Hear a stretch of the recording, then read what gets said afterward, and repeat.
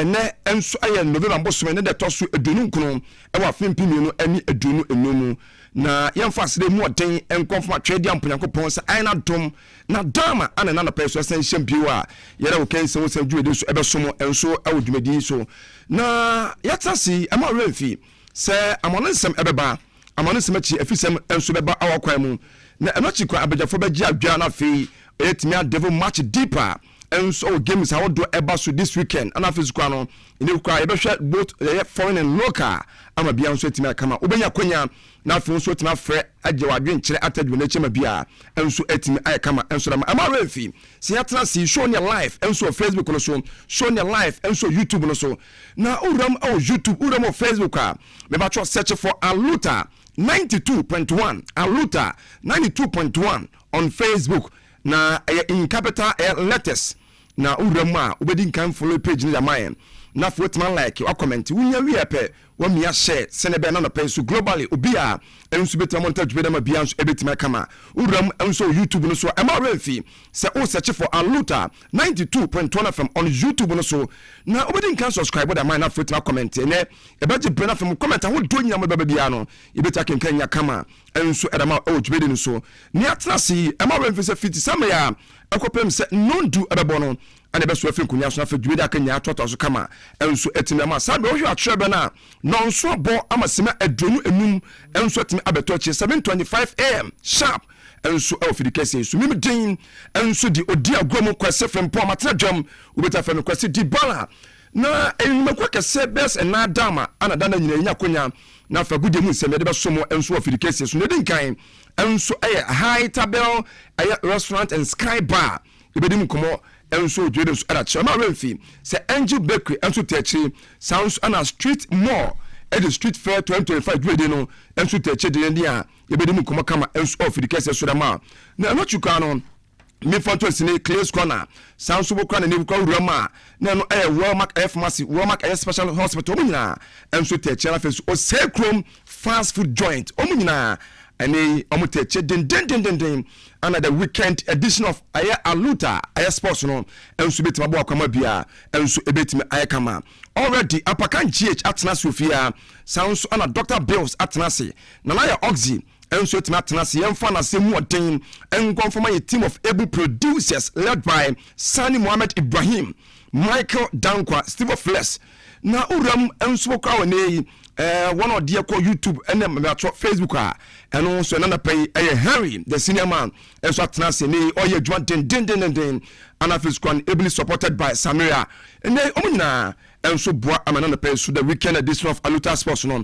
and so team abakom yebakwa monane na se bakwa monane yema abedafo atnase mo akwaba na fie mo machi na fie yeni ni ko kakra fie amana nsem no enso emra Dr. Bus boko de nyame adom dibala bibia e kama pa na so ho ye de oh nyanko pa adom bia boko nyame ase na wo da ye oh me da ye na so be ye 5 yi mu na ensuo no meti ba ko pe na man na de me twi me mu ba ko mienu na wo se me sorry yes nti yaba yes na e weekend nti bibia e fine pa of course ye nyame ase yebe adwuma yes.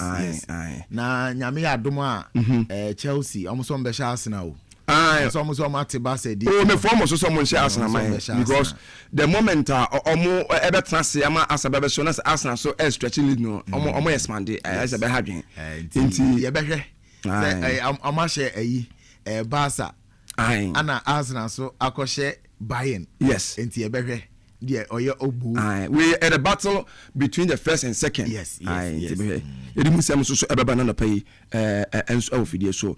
Oxy so our hand see ever had enough yet made in come now be answer at me. I come on. Now, yes, so first. Good morning, Boko there.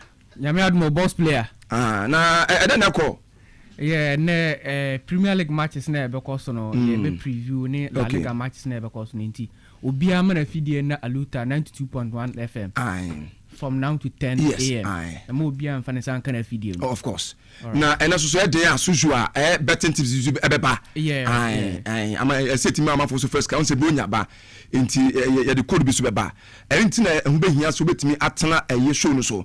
ɛwɔ Facebook no so what I say na edu one man but won so etimi enjoy na fe etimi edi kakra to akire na won so etimi nya kakra edi aye ne ma enso e ofie ma bia kama na ma mfa WhatsApp na ma ntu dwam fama e bia a woti en ka fi ena no pay e bia o wasemisa bi o watenatene o watenye bi o bia o comment bi opese ena otumi pass through na ena no pay enso o the weekend edition of Aluta Global Sports no so a me ba cho WhatsApp na ma kwa na anas WhatsApp messages kwa ani efa enu ni 0599 033 527 0599 033 527 0599 033 527 0599 033 527 we ends your WhatsApp line and on pay issues be doing komo both local and foreign wasem se bi wo comment bi about you betimi eda for ebejebre na fiatu kan kan nya eda ma na odi baso a for din en ma bi a odi fi ede kan fama e hu yan yi pa na fiatu boa ama message nso etimi I complete Ozzy, good morning. Morning. Na enom to say jamiadom any tactics ni nyamiam empire bona enemu bende na enen so to kaswa kaswa de so anto but in so to Madina na se La Paz nso to David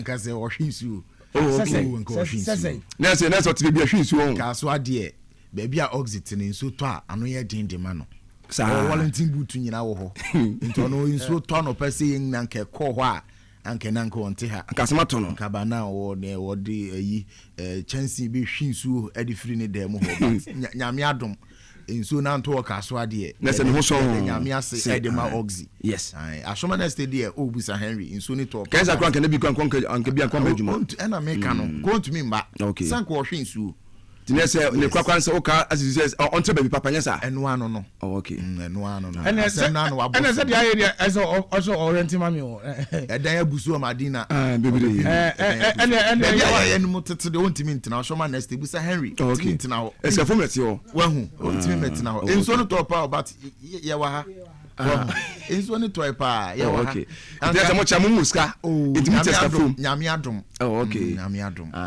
nti and yes so Henry say kai atie for say still Chelsea ashabasa na so obianka so obi refi but say na say bia na refi ntini bia ntie ye kai yes me nche o say krum so na pa odi after be che o say krum ya beba no so but me nche Sergeant Okansi Air Force Flagstaff House. Okay, Sergeant Okansi Flagstaff House. Otie show na pay ya. Okay, any me twa Sergeant Pussy. Man, good morning. Yes.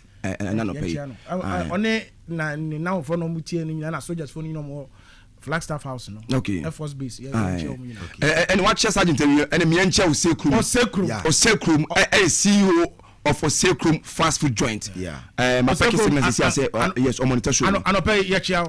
Me enche sacrum. Na ya ko so say me share da mo sacrum na yere. Because o me ni papa, o sacrum ni papa. Ni okay. E no be ko bi ni nua na yi no. Oh, ni kwani de mitimi nko bi. Won say ni kwani o kan ye. Mitimi nko. Nenso do on ma, we will do the needful. Say there ma Steve Echo. Sa no call represent Aluta. Okay, ne se ne bedwe no ne ahwe. Na unu de ntia ozi ye na ni di akire. David. Ye se jollof no, ye se jollof. Era na ni di akire.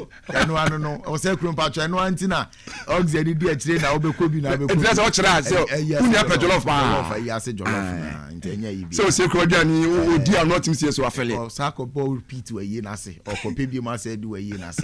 Nti na na ya jollof ye se nko.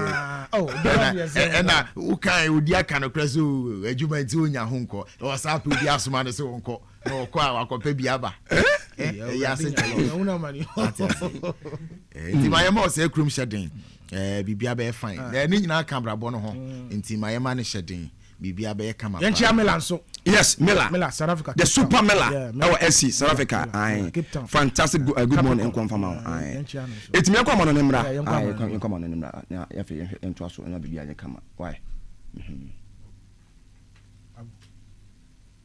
Mala fama, se la pasan diciendo que soy mala, porque no me aguanto drama de nada. Si vienes a mi cama, a mi cama,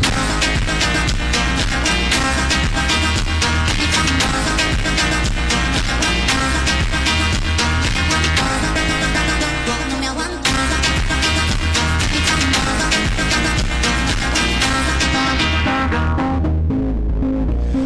ya come on na fe ya to dwere so na ema ro fi ha I Aluta 92.1 FM so ana wasugu so tin way enso the weekend edition of Aluta Global Sports no na me photo is show near live enso Facebook also show near live enso YouTube no so na uram na fe uram enso Facebook and YouTube no so o search for Aluta 92.1 FM enso Facebook also na obedi kan follow page no na fe what me comment one like unya wi pe na fe me share send be no press global bia enso betima won ta dwede amabia enso tima kama na uram enso YouTube no so me photo ja for say enso live enso eno ade say o search for Aluta 92.1 on YouTube no so so me fama na fe ne mi share so eno ho asem no na yen kom na fe fast ma no sem no enfam na manager ndi ana say Rafian Dean enso Anthony Taylor na uram enso the English Football Association so ya report am saka chama nyame ya toma big game e baso between team Chelsea and Arsenal me for to say manager ana say Rafian Dean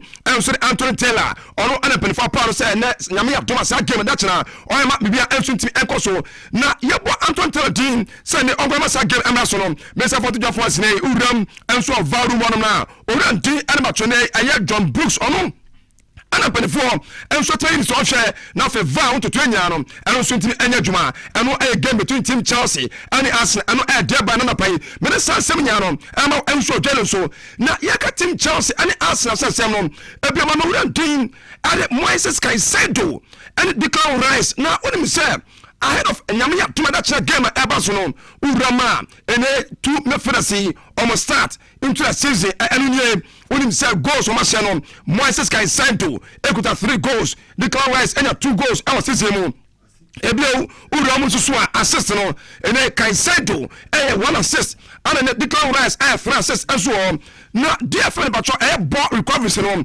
ene Caicedo 57 Declan Rice 52 now passing accuracy ene Moises Caicedo ekuta 90.7 and ene Declan Rice ekuta 90.1 urama chances created Moises Caicedo ekuta 6 Declan Rice ekuta 21 now duels 1 I 60 for Caicedo and 45 and so for team and Declan Rice ano enso dieto ya na pai me ne sansem nya no enso dwele so and etano no na yekwem kakra na onim say ahead of game enso ebetama so no e na urama na bibia so ebetima kama na onim say manager team enso bacho Enzo Maresca no ne manager my team Chelsea and ebuso penny na game no enso ebaso na din kan a game between first and second and a team Arsenal and team Chelsea Adampa and our Enzo Maresca obeka enso da fa ho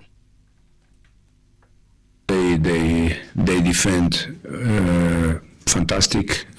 Any teams against them, they struggle to score goals, not only to score goals but even to create chances. So it's a team that they defend very well. Then they have weapons when they attack. So I think it's as you said, in this moment they are top in the Champions League, they are top in the Premier League, and we want to try our best to win the game. Ano enso manager Dean Enzo Maresca to twa na ano chese mbusa so penny mo game ba so da kire uji dey say ebetima battle between Moises Caicedo and Declan Rice na yenti manager no. Premier League is full of good players, very good midfielder as you said, Moy, Declan, Roddy from City, Anderson from Nottingham Forest, Guimaraes from Newcastle. I mean, I think Premier League is full of very good midfielders. Do you see that midfield battle though?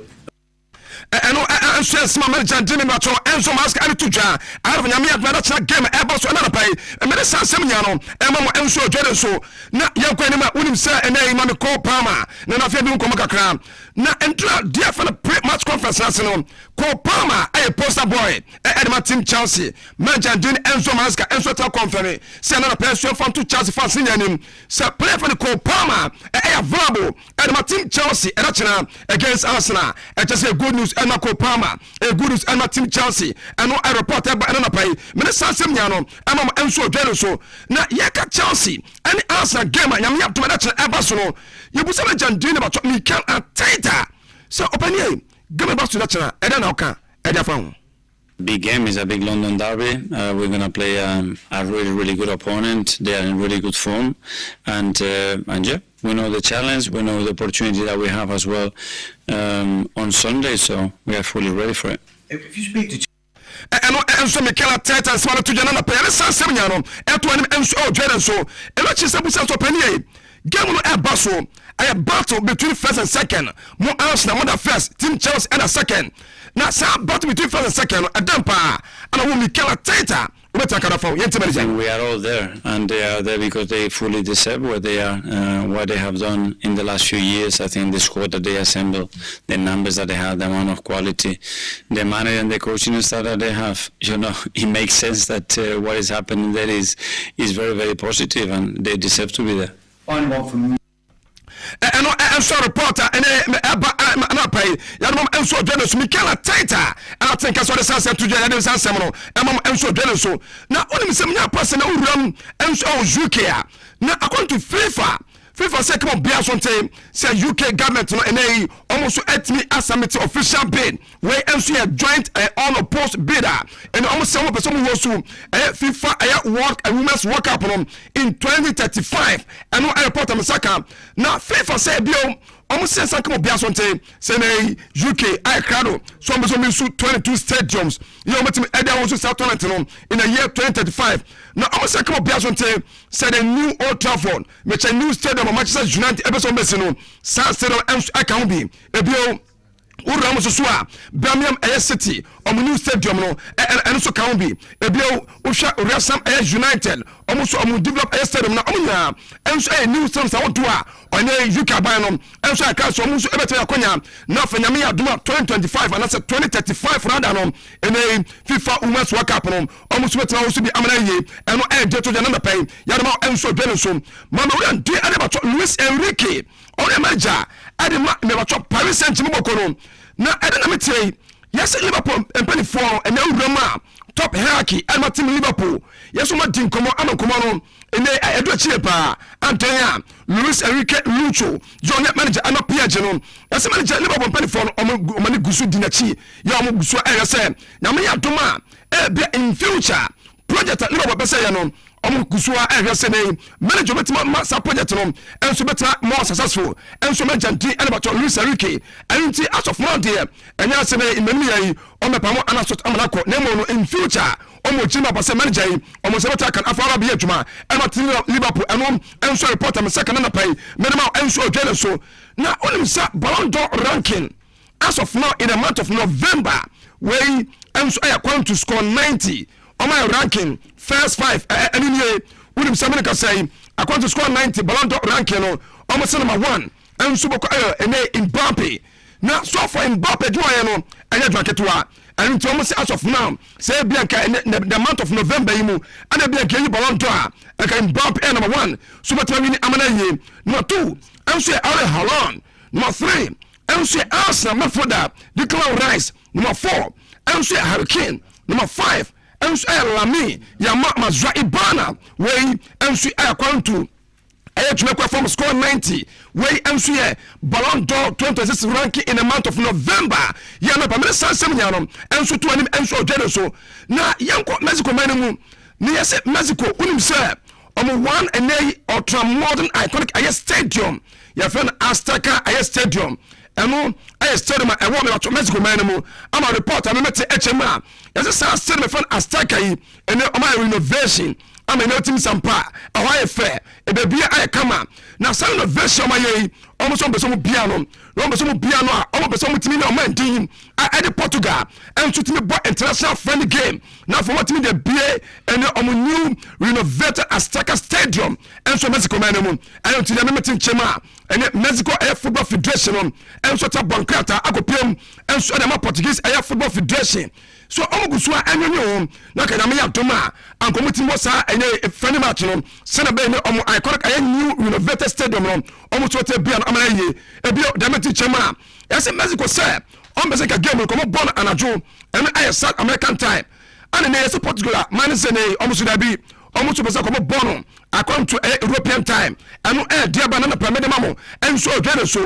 and what you call Demina Beyonce name yes Mexican Football Federation say and ko be nya si Ronaldo enso sa international friendly game no se ne be ne bibia enso betra kama na fetina boa Mexico man no omotimi on vele ene omu renovated iconic sports stadium ya fana Azteca eno enso reporter ba eno pay minimum enso dwere so na me aduma Barca eba tia Clementine Deportivo Alaves enso la liga no na reporter mensa ka chema urama the Royal Spanish Football Federation referees appointed committee no tinya me aduma referee D Miguel Angel Otis ono and the center man enso na ma ene bounce between Alaves game no ebio uram elva eno Royal Figueroa ono so ya mava no enso betima ba so eno de to ja na pai me sansem nya no eto enso dwere so na yaka Barca se ebio Manuel D Ronald Araujo na play Sandra me be ka cheo say player no say mentally were devastated and into on sound ebio diaba another page ma ya say nyame aduma Barca game on the ball and so that Deportivo Alaves no oran D Ronald Araujo out of the game ebio ama focus say sa game Ronald Araujo and so ti emobe mani nyanye no ebetima bo ama boy no and so betima recover mentally psychologically abua mane wotima ba so back ama bia and so betima kama na yaka sa play fan Araujo say ebio dia nyanse ne oran D and one Laporta say come bia so ti say player bakwa ama for dinatam etwanda papa enso Barca so enso ne captain ye for Ronald Araujo na ebraso so no ebraso so no one Porta no enso ebetima define boy no ama yentene boy no I am captain or leader ene sadna ama for aye no omunyai na for mutimi throw match support enso for player no enso so that deal about one Porta enso to another pay ya de sansem nya no ama enso odwele so eno edete no na mami Jamal Musiala ono enso player and Bayern Munich bokono good news and play good news and Bayern Munich we send drum you ram enso Bayern Munich training council na you do one and you say Jamal Musiala and training good news I'm on draw team for the first time no play and so try take grass and draw otimi air dear phenom air ball control otimi air dribbling through air dear phenom dummies no or say air shooting na ni shooting kwa no onya more goals and so ojo team ebio demeti chema Jamal Musiala ne come back no and so better somewhere January 2026 and so dear to jana pay me sansem nyan atomanim and so ojo so na yanko Frank Lampard so e when me say Frank Lampard and draw and exactly 1 year ago yeah, Commentary City Club on platform and shooting pound as manager. Now Obaya unim say amafo kaya. Obaya no na Commentary City at a 17th position. Yeah, omeyako relegation on League 2. Now since Frank Lampard Obaya ene wakojo magic ama amafo kaya last a year championship season no otimi Emma team every 17th position. Ama team qualify for championship playoff no. Na unim say Sanabo ko ene team show ene I want to qualification and PM and so English Premier League as of now and the Akosua Udam and so our neighbor Commentary City so yeah Frank James Lampard when 52 games 29 games were winning what not draw 10 and one 13 now on the percentage wise before to say 58.8% adjustment team and Frank James Lampard juma and so report another pay minimum and so now Mamuran team and Kingsley Coleman when say na Bayern Munich ebesia kan enso Bundesliga mu ama Demeti Chema before say game ebe fiase no Bayern Munich on top hierarchy omunya jatum say so mutimi official farewell and plan Dini Kingsley Coleman and say game enso to fiase and enso dey to jana pay minimum enso dwere so yanko Barca so ebio when say do Barca good news and team Barca when say we kimeka cha say plan a phenom Pedro Gonzalez no one time to training amotimi I am not dear for joint team training Ricky Munya amana ye na entura uram enso pre match conference last year manager D and Hans Dieter Flick set for to job sign the match squad no ene and baba bonti a compare so Pedro Gonzalez ebe military abo amana ye eno good news and team Barca good news and not player team and Pedro eno enso dia banana permit mamo enso so mama one reporter and Javier Tabas now when say one reporter what to be the man and the team and don't feel to press on a campus and not around the bobokoro and there you can one reporter say the beer for to press no attack Javier Tabas no attack left right center the beer and a front to press abakasa for Liga one ene on team kasa abra on board have tabasi dim e cha say ori din don't feel to press no enso our special hatred and have tabasi opening no na no chi ko say ne kra ye come bia so team say tabasi ba ye wa ye adwuma pa ye o say abaso enso so pa ala tuja ori e pe no ala sense come bia so team say don't feel to press on press e ma madbo okoro opening usha the year 2004 akopin 2015 eno aye years a Barca eti excelling yepa in their history esan say years nyano Barca e modern swani enso our sport aye world no and say year no 2004 akopin 2015 no aye years a de pia no say front press edin koma eso din komo no ka Barca say years no asem and ne omutu Abraham e ma mafin sini adade and one porter say yen clarify yen go personte say Barca interest ka bia Barca interest babu bia enso from obia within the year 2004 up to 2015 enso so penda to another pay me say sem ya no emam enso odwane so na mama odan din ade nemo junior and Vinicius junior we say last week me ka chew say Vinicius junior the contract was sem I be o another team Vinicius junior say o you contract I just say nay Xabi Alonso enso time fitina so ekọ another team Vinicius junior say obetete me euros a season just say I in some break and na diameti another pay chema yes na junior dos Santos ene wa fa Vinicius junior am we tunu for semasa adena wo ye no anasa adena person ye hwene anhwe ya amwo esa se me mu ye pa se me fi Barca na fa me join PH unim some moment am fi Barca na me join PH no honum ana me kama nyina e ade se eba from anti ka ba ya ta ho din and be pro se wo ko ba bia ko so ata Madrid na no mo nin komo na ntasenya dwuma na fatimi no contact from a club team and Real Madrid ko no enso advisor na mo junior and ma orantin and Vinicius junior na permanent sansem nya no emam enso odwele so ma jandi Xabi Alonso ye din ko kakra onim se na me yatoma this week almost a boy at Girona Diamante Chemene according to Xabi Alonso and injury under to Onaman every orantin Antonio Rudiger onim se Celano Ogusua enso anasini injury ni injury ay hamstring injury report me chema na me yatoma somewhere December and likely say Antonio Rudiger enso tawtane amana yi and on goalkeeper number 1 enso tuba kotua Diamante Eltene onso anya stomach flu niam hwe na hwie eltino diaba chema enche bia tuba kotua enso beta feta for be siakan amati Madrid mama ran di ade match of Franco Mastantuano also Diamante Eltene also etimi anya aya pubic inflammation and also enchebiano without time to action and enso diaba good news emati Madrid say o ka the last game Madrid boy no and orantin and orantin many enso ya meeting ebomani yeye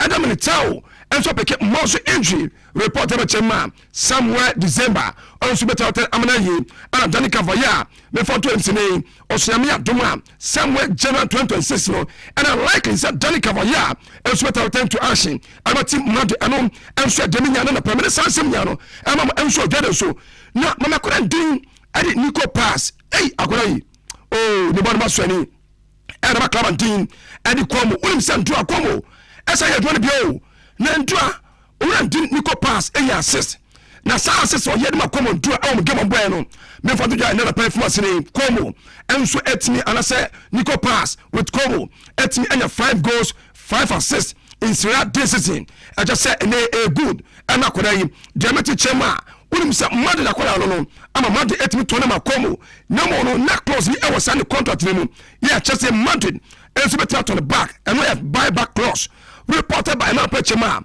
ya say Madrid very for din komo awie a conclude say come bia so o better trigger sa clause no ama we dan din but Nico air pass enso to be adwuma ama team I am Madrid and no air someone winter and no air reporter me saka ya na permanent say atonim enso dwede so na only send to a CAF Champions League game between AS FAR Rabat of Morocco and Nadi El Ahly about your journey finish this year our Facebook our YouTube so o search for Aluta 92.1 on Facebook no number cho like page my no follow comment na share for my YouTube so subscribe for my party now only send to a moment a game no ekoso no yes AS FAR Rabat na to so paters no omoto adibiti sekan knife kituwa bi eba park so ama ebe hiti aya Trezeguet ni ti we acho join so le see a won opening no se e acho aya black top no sa opening ono ana fa object no ye kuta no o wie mo ane on che wiase nya say football ya ball aya the CAF Champions game between AS FAR Rabat of Morocco and another Al of Egypt no in a France na eto and second and so picture so and no banus and so across some and pay me na sansem nya no and so dwere so na nyame adoma o GP ma Crystal Palace Manchester United na ahead of that game no ana yebusa manager Ruben Amorim say opani Manchester United ada kwa ha pa no inconsistencies enei mo hye ochena na lusu orache na draw edampa and Manchester United is the same thing because last year we had to win every game all the time and we took a lot of things, a lot of criticism because we were not winning. So in our club there is no excuses. About Europe, I already talked about Europe and I said the same thing last year when we were in Europe and I say the same thing this year. The advantage and the disadvantage of not being in Europe. So there is no excuses. Last year or this year, we have always to win games. Are you disappointed? And so many friend Ruben Amorim I say something to I say there's no excuses be no more Europe, no more some in the domestic cup competitions nya. It is saying Manchester United in Europe. Omine excuse be and so much share and so pay and to Jana pay. Ya the mom and so dread so. No we are paying percent of penny. Says so adebakwe won say United must struggle away games no yentemanja no the same things that we need to do to show to the players why we lost control of Nottingham, why we lost control against Tottenham. And if you look at that games, we're there to win, and then sometimes a small detail can change everything. Then I felt during this year that when we play at home the intensity was higher, and I felt in this game at home the intensity was not at the same level, so I think it's something that we need to work on. So it's hard to point one thing why we are not winning away. There's a lot of issues. We are improving. Like I said, we have advantage in the away games. We need to know how to finish the games in order to win. And so Ruben Amorim manager Manchester United on Sansem to Jana pay the Sansem nyano and so dwere so now Oliver Glasner and so manager and Crystal Palace weekend also a board at Manchester United you be manager so penny game the baso edampa and obeka think what can we do better, what was good, because of course we need to perform on the top level against Man United. They're doing really well, even when they lost their last game against Everton at home. But you can see when you're watching them, and we watched many clips also from our games last year. I think it's different now. Yeah, also their work rate increased massively. Yeah. And the system players know what to do much more than maybe 6-7 months ago, and will be a great test for us. Yeah, absolutely. And so as man Oliver Glasner on the manager and Crystal Palace Bokorum and so to Jana Pena Sansemon and so at one and so Jerusalem Mamuran did about what Rodrigo Cascante on no S National Snakai and Manchester City Bokor Ulim Santura Uram and so pretty much conference here Manja did it Joseph Pep Guardiola and so confirms Rodri out of game on when listen at the ball no we are penal and you present to Penny Arsenal says as of your say you Ubolis met Edampa. Just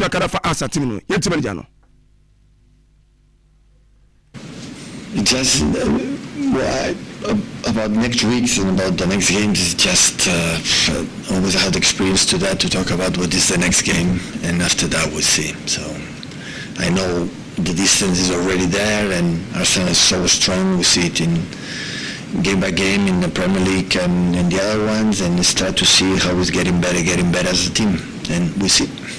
And can I ask you about Leeds? And so Joseph Pep Guardiola manager and Manchester City on Sansem to Jana pay. Yarum Sams at one and so Jerusalem. Now reporter Mesaka Chema unim say as of now. race for additional chambers of sport no our Europe anyway na Germans in England still number 1 as of now points when you know 10,944 and 9 out of 9 clubs and the next year call almost represent England and so all the CAF and that's all the UEFA Champions League amana and Germany another permanent and so number 2 Germany shocking say Germany about number 2 Germany chairman on the points when you so far and 9,857 just say German and mine and so betting any 7 clubs you almost bet represent NA and so UEFA Champions League 7 out of 7 no 3 Italy and the Italian Castellano about number 3 9,571 7 out of 7 and just 7 clubs and so represent Italy and so UEFA Champions League number 4 Portugal and they omanya 9,400 points in a out of 5 no on clubs 4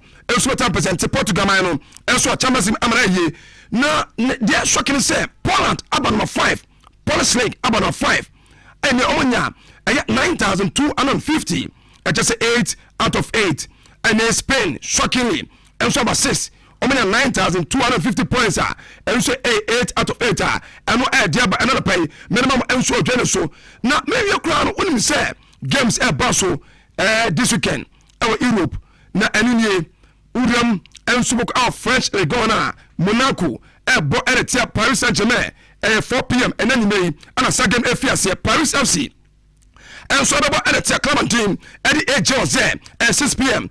Only with Marseille and so about Toulouse and 8 p.m. and so on now I'm here so and so game came 40 hour French and Ubenya Clementine about Strasbourg and so Trafia about Brest and 2 p.m. na Angers and so about Lens 4:15 Le Havre about Lyon and so 4:15 na Laurent and Nice about 4:15 no Olivier Cleon and so not Bokono and so the Etima Pemsoa and so 7:45 minutes Sansom and pay and so join so young Bundesliga mu Germany game number 12 game Sabaso and then that channel Bayern Munich and Ebola St. Pauli and 2:30 Werder Bremen Ebola FC Köln 2:30 Union Berlin Hendheim 2:30 na Amia Duma Hoffenheim Ebola Augsburg 2:30 Nafe Bayer over Leverkusen Bayer Arena also Dortmund and 5:30 p.m. na Amia that channel still and so Bundesliga game number 12 no Ubanya Hamburger SV Ebola Stuttgart and 2:30 na Frankfurt Ebola Wolfsburg and 4:30 na Freiburg Ebola Menso 5 and so 6:30 and pay Minnesota and so Jordan so na Oram and so from young Premier League game week number 13 and then Brentford Ebola Burnley 3 p.m. Man City Leeds United 3 p.m. Sunderland Bournemouth 3 p.m. Everton Newcastle United 5:30 Tottenham Spurs and Fulham 8 p.m. and then that's now Crystal Palace Ebola Manchester United and 12 midday Aston Villa and Wolves and 2 p.m. Nottingham Forest and so Brighton and 2 p.m. Minnesota and I pay and so Dennis so now that's now I'm referee so West Ham United was to Liverpool and so 2 p.m. now big game that's now and so Stamford Bridge Chelsea and Arsenal and so 4:30 Minnesota and so Dennis so young and so our man team and Italy na Italian Castle game number 13 games about so and that's na January Hellas Verona and 2 p.m. Parma and Udinese and so ball and so say 2 p.m. Juve and Cagliari 5 p.m. AC Milan and Lazio and 7:45 Lecce and Torino 11:30 that's na Pisa and Inter and so that's 2 p.m. Atalanta and Fiorentina and that's and so 5 p.m. na AS Roma and Napoli and so Tambuano 7:45 Minnesota and so Jordan so na Monday before to see Bona and Cremonense ball and 7:45 and no reporter by another pay minute to and so Jordan so young and so La Liga Santander game number 14 and in Real Mallorca and then about Osasuna 1 p.m. Barca and Deportivo Alaves and then 3:15 p.m. Levante and Bilbao 5:30 Atletico de Madrid and so Estadio Wanda Metropolitano and so Real Oviedo and 8 p.m. Now Real Sociedad Real Arena no and the Real Ebo and so 1 p.m. and that's now Sevilla Derby and Sevilla and the Boeta Betis and 3:15 that's now Celta Vigo and Espanyol 5:30 that's now Girona and that's now and so Madrid and 8 p.m. Minnesota and so Geneso now for Monday Real Vallecano enso Valencia game abaso eno 8 am sansem eto anim enso dwere so Messi from unso wram enso e CAF Champions League ma and do games bi abaso yam foto dwere fe so fi dwere so enko na unim se me no ka say CAF Champions League games and results JS Kabili of Algeria and the Young Africans of Tanzania ebo 0-0 Rivers United at the Mandra as the Bekani of Morocco shot by 2-1 Far Rabat of Morocco 1 Nadi Alali 1 and the MC OGS of Algeria 0 Mamadi Sanos of South Africa 0 and the games also and now so all the CAF Confederations Cup and in Zeswa United at the of Zambia Emma Elmazi of Egypt shot by Kamiasa Yamus Atimu na Azam of Tanzania at the Ama Weda Casablanca of Morocco shot by Kamusu Antimanti Olympic the South of Morocco and the Ama US OGS of Algeria shot by Kamusu Antimanti Namia Tuma Dane still also the CAF Champions Games about to Petro Atletico of Angola and so better boy that as far as the Twins of Tunisia and 4 p.m. and then not Port Dynamos of Zambia and the Pyramid of Egypt and so 4 p.m. and no air Diaba Jamadam and so El Dread so now all them our CAF Confederations Cup and then Kaiser Chiefs Airboy Eritrea Zamalek at 1 p.m. na Oto Doyo of Congo and the Sierra Belouizdad of Algeria and also 1 p.m. na and also answer no yan fancy ebeniko yan fana same what day and go from Angel Bakery maka cho da say in Ghana de plan ba ko ne Ghana fa jatum a ede udem on day and more refreshing Angel Bakery maka cho say you all types of breads and so I say e be up sugar bread e be up brown bread upe butter bread na upe wheat bread upe cocoa bread baby so do the channel and so Angel Bakery Limited asoye me for to be on fascinating your pig farm e burn down e won kan ya eni join the bia udi bia e be nya pan bread e betimi e dey grace sa ujimedi na so program no and one Angel Bakery and make am for them out friends see na fe untimi eni nkomo e was 0594 114 719 0594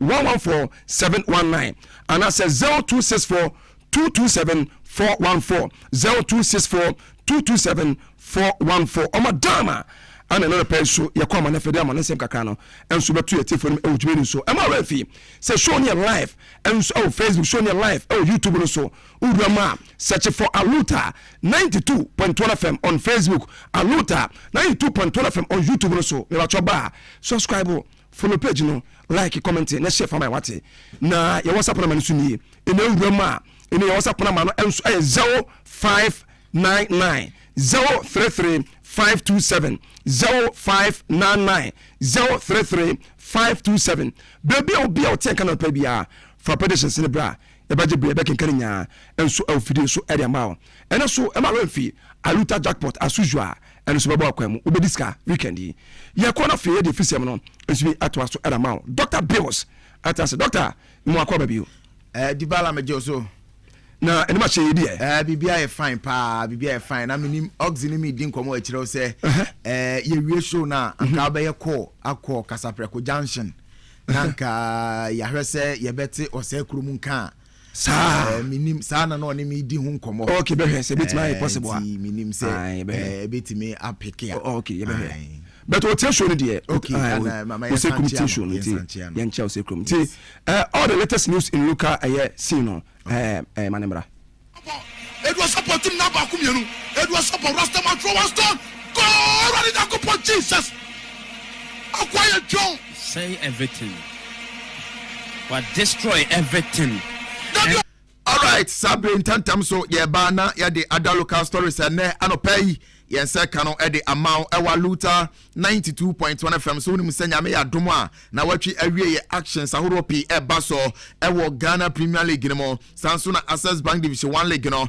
e ya de se actions ahoro pi e ba so e wo Women's Premier League no so no ye beruam na games ahoro a e ba so no ye de ehon komo e de ama quick one nyame e ya domo a all rolls to Adeɛsɛ University of Ghana Sports Stadium abra House of Football Bokoro e tenafina oni Vision FC e de apem so 4 p.m. sa game no enso eba so we match day 12 game and also eba so internet ana House of Folk betre fie na oni vision dia pem so nyame aduma dodge na ye nya 7 games wa bra Kumasi Sante Koroko Bokoro etre fie ewo Kumasi Baba Sports Stadium na oni mediama enso dia pem so ma renfi sa Sante Koroko game oni mediama pem so dodge na no 4 p.m. ana no so no ebetumi atodwa Swedro All Blacks etre fie ewo Swedro Stadium na oni Young Apostles game no enso atodwa 3 p.m. Basaki Holy Stars etre fie na oni Nations da brani a eno so 3 p.m. dodge na ana sa game no so eba so bebiani dance park so no ayade se bebiani Go Stars Bokoro ebetre fie watch na 3 p.m. na oni Ediana enso apem so Bechem United trefie ewo na nafoso di abo park watch na oni Hwa United apem so 3 p.m. Brekum Chelsea trefie ewo Golden City Park na oni FC Samatex 1996 enso di apani enwachi yebenya Heart of Lions Bokoro ewo Pando Stadium ono betrefie na oni Karela di apem so 3 p.m. ana sa game no enso eba so na no pay yare ahonsam emma ewo dwede no so Monday yebenya Super Monday 11 Wonders ebetrefie ewo University of Ghana Stadium na oni Dreams FC enso di apem so 4 p.m. Monday ana sa game no so betodwa ene anope ya bochire enso ewo dwede no so ediamao match day 11 abena wiye so far say na mpacho table no esifatie Ediana eda 1 ono ekita 23 points Pando Heart of Way Lions enso toso mieno 22 points Mediama etoso miensa 22 points Kumasi Sante Koroko otoso 9 20 points Bebiani Go Stars otoso enum 19 points House of Folk etoso nsia 18 points Samatex otoso nson 17 points Karela ono toso nwotwe ono ewo 16 points Young Apostles otoso 15 points Vision otoso edu ewo 14 points Nations atoso dubako ono ewo 13 points Swedro All Blacks ono atoso dumieno 12 position ono ewo 11 points Dreams atoso 13 11 points Hwa United atoso 14 11 points Brekum Chelsea atoso 15 ono ewo 11 points omo amori wasienie ubenya Bechem United ono atoso 16 10 points Basaki Holy Stars atoso 17 9 points and 11 Wonders Bokoro enso area ono ewo 3 points and no pay yare hunsam emma ewo dwede ne so match day 11 there ana ya boawie na otwa wie ye tie ram ewo match day 12 na general start ewo Ghana Premier League mnie so far ye see akan mako aduo kronkron eno 99 matches and so far ya bo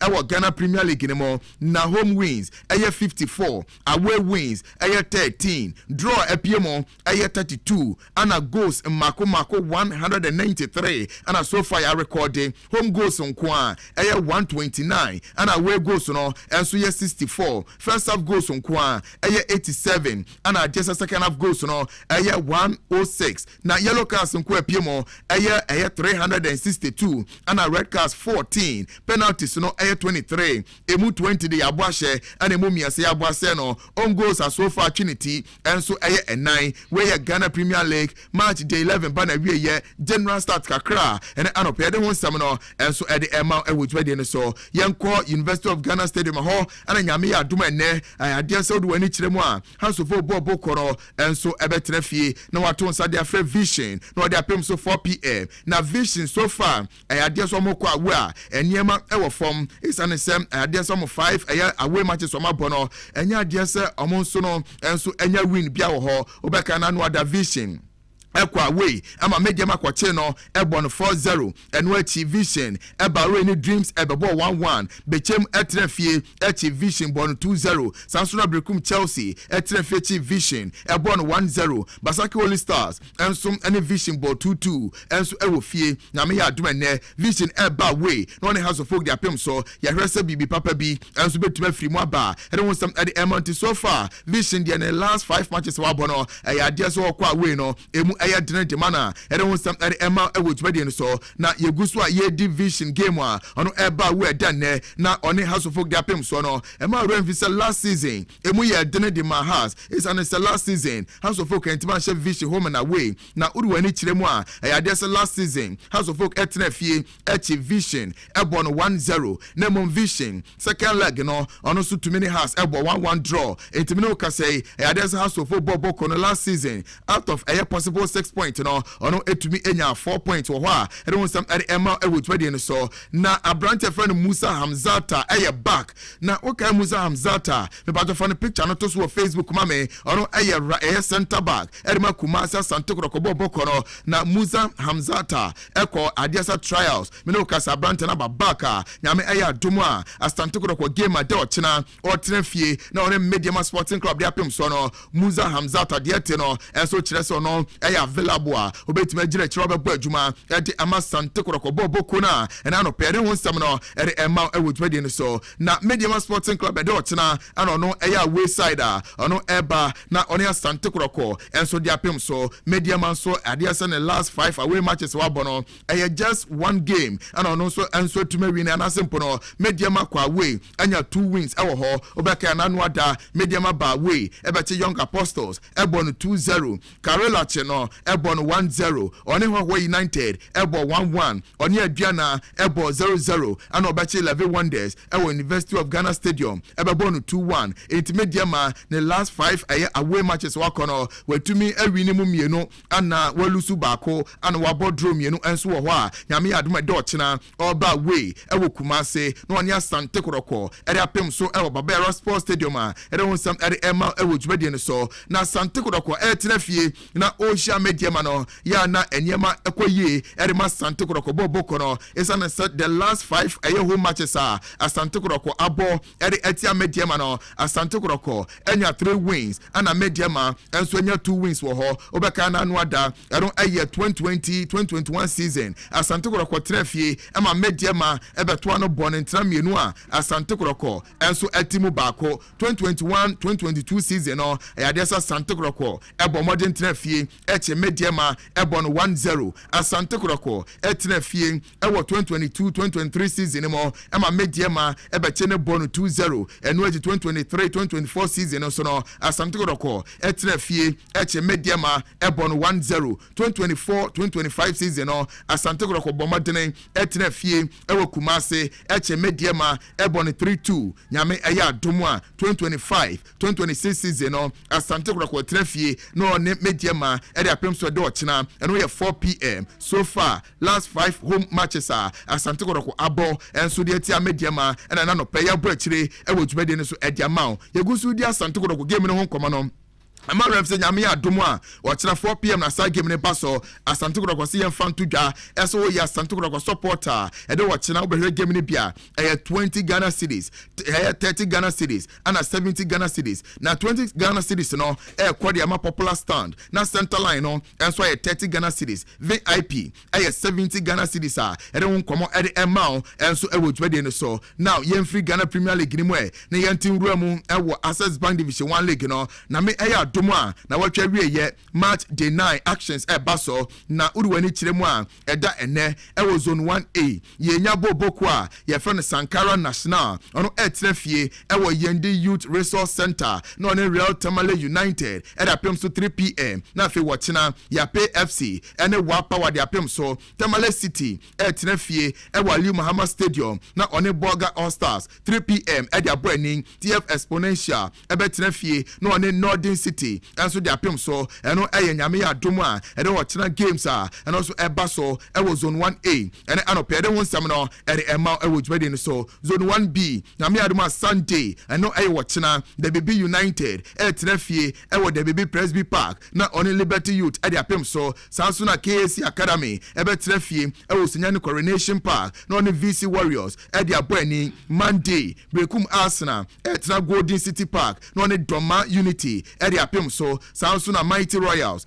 trafie na on Legon Cities ede apem so Monday 3 p.m. anasa game no enso baso zone 1B ni mo ewo zone 2 yenya boboko a e friend Ebony FC eda ene 3 p.m. one in Super Fidelity ede apem so sanso ana New Edubiase trafie ewo Lenclair Stadium na on Ebusuan Dwarfs ede apem so 3 p.m. denne anasa game ne paso ena nyame adomo china ewo zone 2 yenya Elmina Sharks ono ebe ɛbɛtena fie ɛwɔ Indum Sports Complex na ɔne FC Ashanti Gold ɛde apem so Police National ɛtena fie ɛwɔ Tuba Astrotef na ɔne King Faisal ɛde aboa ne 3 p.m. UCC Youngsters ɛbɛtena fie ɛwɔ Robert Mensah Stadium na ɔne Rose Park FC ɛde apem so Safi All Stars ɛbɔ mɔden atena fie na wato nsa de afrɛ Park Academy 3 p.m. nyame yadom ɔkyena ɛna saa game no so ba so ɛwɔ agye so Kese Park Future Stars ɛtena fie ato nsa de afrɛ Sky FC na afɛ secondary 11 wise ɛnso atena fie na ɔne Soccer Intellectuals ɛde abɔ ani weyɛ zone 2 matches a nyame yadom na ɔtwa wieyɛ ɛno so ɛba so yɛnkɔ zone 3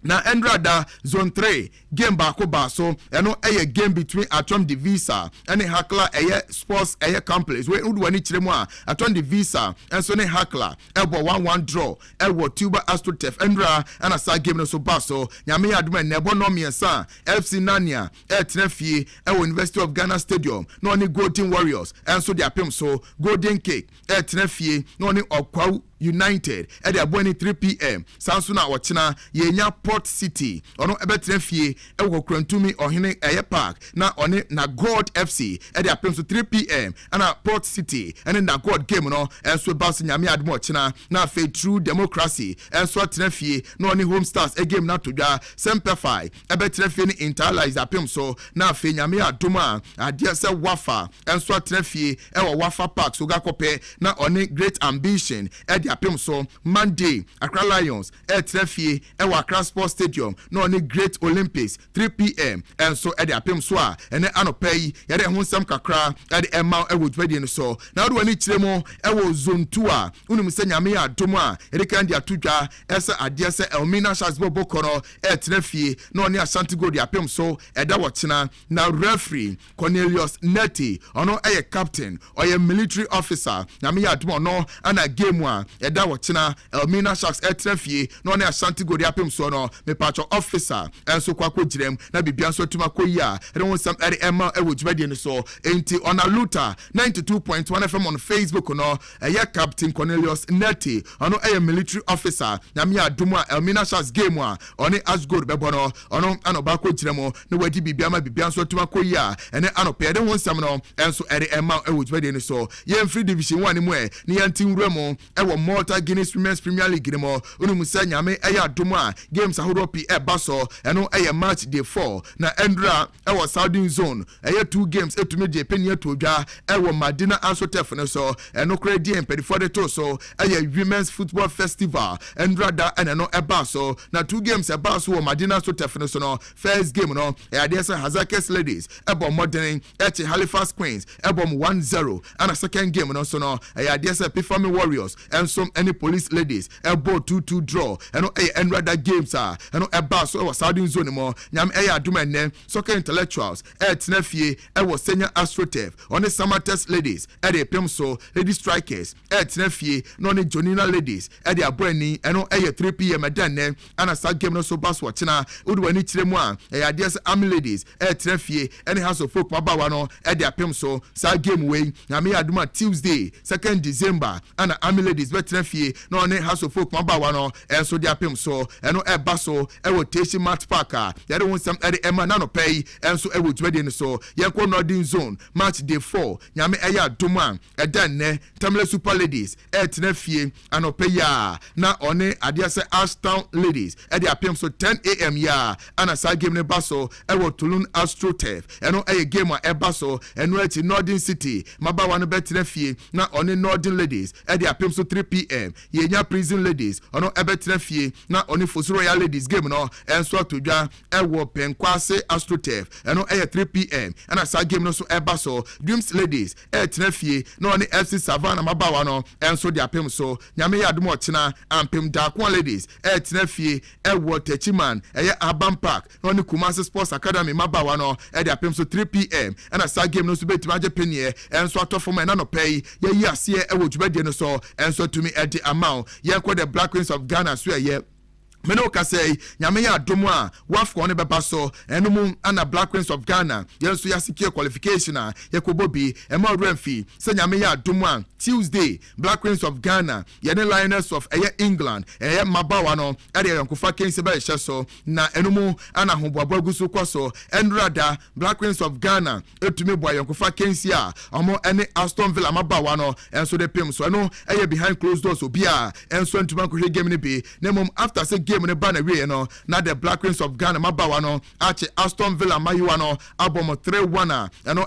ayonkofa kensi a Ghana ye Black Queens no ere eboaboam ho esanse nyame aduma Tuesday ye ne England national team mayiwa no enso de pem so ema remfi se enrada Aston Villa mayiwa ni game eba so ma Black Queens ye som 3-1 no comfort ye boa enya goal sanso na Evelyn Badu eto atena ana Princess enso nya goal ere ema Black Queens of Ghana ema kan koye miensa Aston Villa mabawa no enso tumi etimu ebaako a ere wonsam ere ema ewotwade no so ye be de asinemom yanko hasofo bobo kwanimu na urwani kiremu a na no ada super clash eba so enso e wakra sport wa bra hasofo etena fie ema sante koroko ebe chom bom eka baako a hasofo enso entumi antie no oru e friend Yusuf Abdullahi ono NCC chairman edema hasofo bobo kono o say in fact nyame ani mukrenie wo hwe game a hasofo etena fie ena sante koroko boy no a sika efiri mu baaye 510,000 eno sika me ba super class no etumi generated the house of bobo kono na NCA enso anase National Sports Authority etete omo die mfiri mu enyiyi sika no so no na chese house of folk ekofie no sika na 510,000 no na house ekita nsem 190,000 pe eno so nkomo kakra according to NCC chairman edema house of bobo kono Yewra Yusuf Abdullahi enso ere tuda and anopere won samno ere emma ewodwede so nyame aduma 4 p.m. House of Folk Trefie University of Ghana Sports Stadium na on vision dia pem so coach Edma House of Folk Bobo kono Didi Dramani nyame adumu a ede ne 4 p.m. and asa game ne baso or so amaboa mu nyame aduma kwambia so House of Folk ebedin kunim in terms of putting in place performance. But I think that one key aspect that is more important to emphasize on is that we need to have a clear, identity and a clear direction who tells who we are and who tells where we want to go. And in going about our style of play, everybody aligns with this. And even our supporters and then our management and everybody underlines and understands exactly where we are coming from and where we have reached and where we want to go. This is very, very clear when it comes to a deliberate, consistent and then a more sustainable approaches when it comes to football.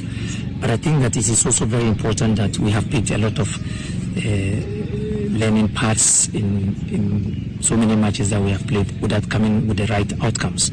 We have picked the learning parts of it, and then we also have appreciated that we have some challenges, as we rightly said, and also having also the aspects that are our strengths. These aspects we don't take light to it, we take it seriously, leading into our preparation in other aspects. I think that outcomes are so important when it comes to the highest level of football. We are a big club and we need to have outcomes, and we need to have positive outcomes. But unfortunately, out of 3 games where we were anticipating for maximum 9 points, we came out with just 2 points. Someone will say, there are 2 away games.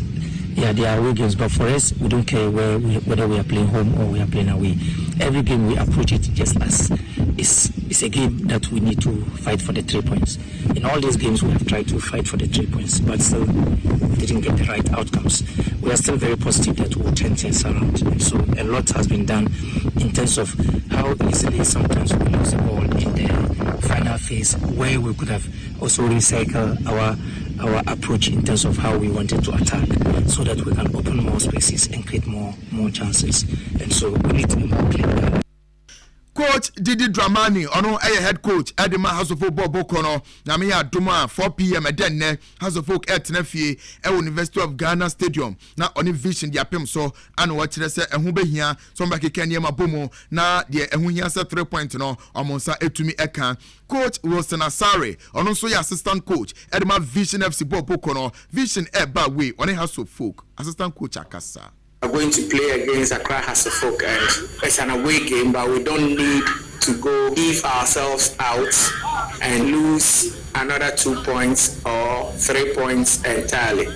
We need to get into the game with all sincerity, with all respect for Hasselhoff, because they are one of the biggest teams, but we need to respect them on the field by the way we will play against them.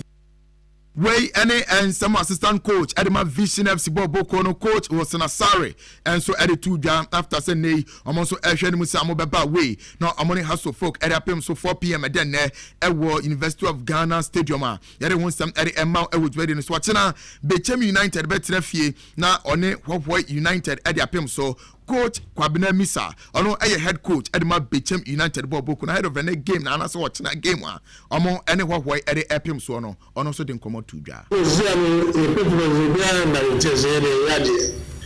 it will take them by surprise this time around because this is a question to be you team and members will prove day after day you can repeat what happened the last time. So we have to correct. So this time we are working with the consultant of good Petrona and we are far in the department. And so this time that things will be corrected. And I'm sure they should be aware of this this time around.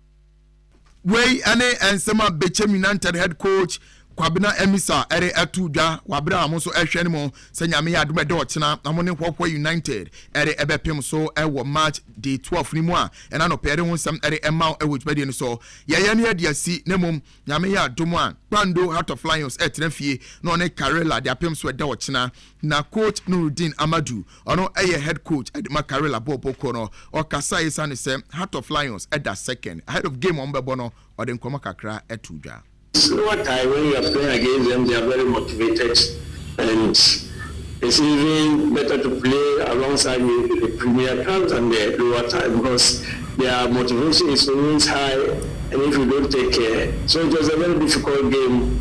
First half goalless, we created a lot of chances which we couldn't concede. It's one team to create chances and one team to score.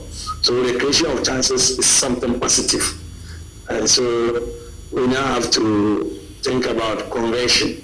And then, I mean, most of the players to have not had their debut since the league started, so they will have the opportunity to.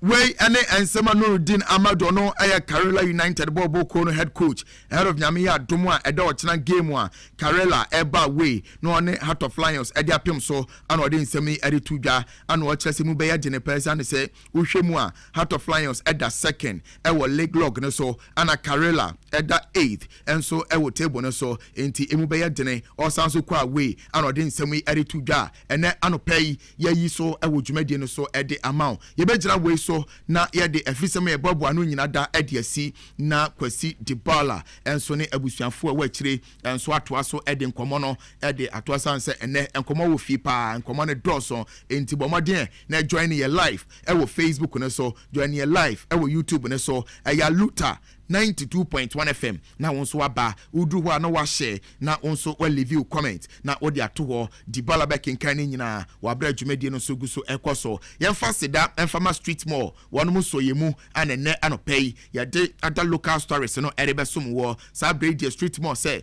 bronya no ebanti enyoma biada obehia entadia obehia de mamofra no efie enyoma bi etese bia eye ayon ana obehia de keka ka ho appliances ahuru bia obehia bia street mall sebra na obenya de papa no na ne bo no so wo fom a won ton koboka na sanso kwatwetwe current ma nkoboka wo fie street mall akiri kwan ewo Madina fire service station a eno ewo Redco obefre 055 070 0545 055 070 0545 ubodremu a ose street mall aya Aluta sports for anasi embra na monyema no boofo ana nyame no kure no duru onso a be hu sampa enyema no wo fom ana ye quality wo max Specialist Hospital say sabre ya de bia tete wo bra ya so ye ho ba ye behwe na ye di kan di mfidi ahwe ni padua mo na ya de boni biada ye yi de firi wo so ya chiri kwan e wa gbogba Antis Junction ana Walmark Specialist Hospital nsaka yen na wo aba na ya de biada eboa na etete wo no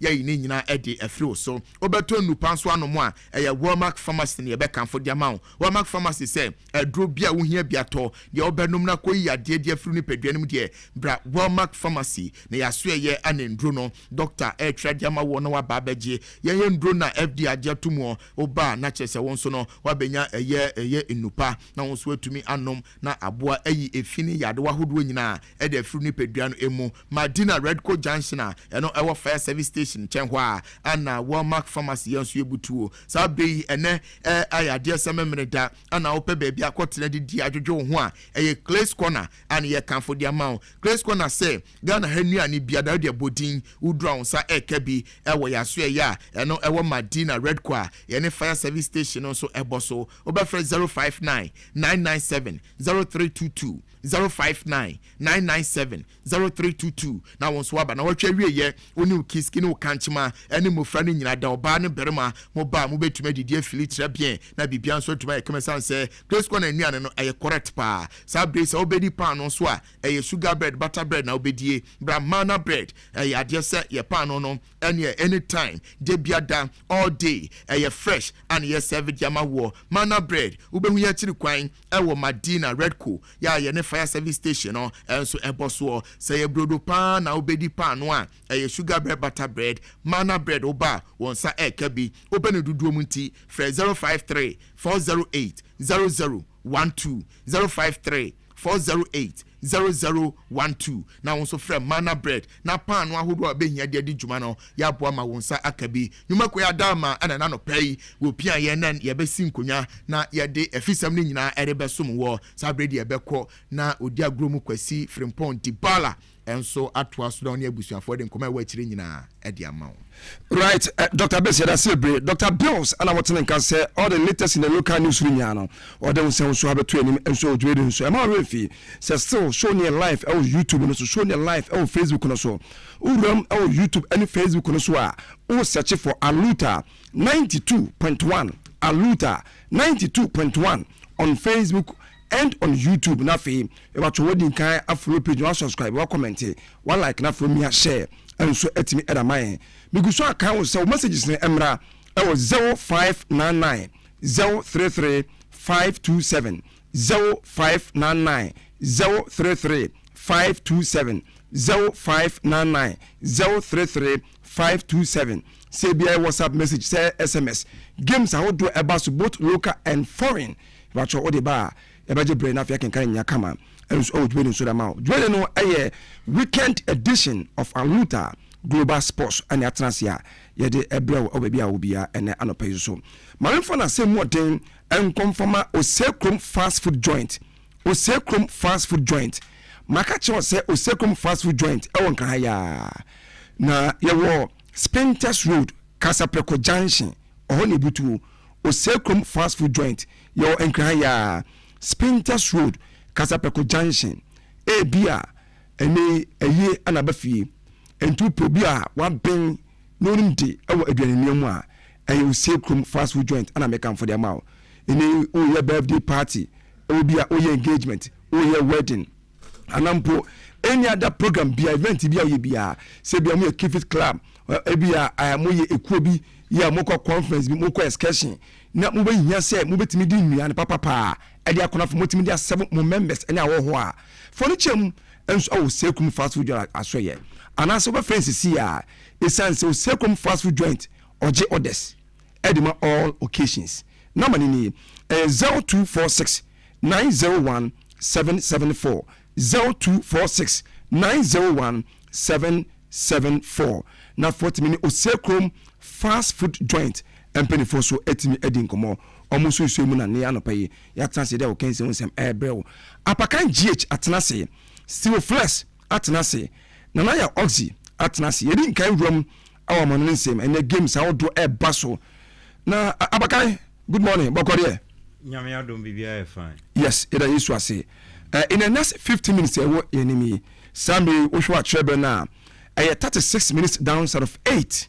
Ghana foot you. My initiative for Yana no pay na yenda ma sese omuguswa omutie. Na as usual media maintenance ya only me say before American. Yes. The me submission about me kwa Yesu no constituency. Yes. May a future MP. I said because me who ya do so. Say munyi na amba time. Oh yes, you better watch it. Na ya kosum ya. So we are here and also we the baby nyina beka nyina. Yes. Kamo. Inti say mo time echi. Inti me nko ayensu no constituency. Baby a me fi so ate. Na minchia mi amebra peni Mr. Kofi Ayenu we biem kuha na no pay Mr. Kofi Ayenu ti also atenti minchia no na ne wife Sister Mary okay ono so minchia no nkola no ma kwasi kwadwo ne omo aka nyina minchia o okay. na no pay show ni live on Facebook. Yes. Aluta yes 92.1 FM omo nweni o na yamfa educative analysis ni nyina mfa mrana no pay of course na YouTube nso no omonwene wo na yamfa engu mfa ma enano pay no Steve be matches ni mu de betting ni ade na ba yes intimen shada has Steve o bebre okay but me we educative analysis be episode ba me pese me ni yetie for ya okay wo yan hyase emfan fitima ya friend Arsenal akache okay na uremu ewo Arsenal akache ne omo ya one team a obi abo mabaso adenti na obi abo Arsenal baso ne enti obi abo Arsenal baso na esem Arsenal performance na was through domestically omo performing okwo Europe nso a omo performing ana enu achi nso no se wo hwe Arsenal squad omo kita na was through ye pa obi a ebo mabaso Mikel Arteta ejina basketball players and so edge on my basketball na uko Europe football na yeyen wo Europe no omo almost stretches in the agro of course into uko Europe before we say team be achieve success no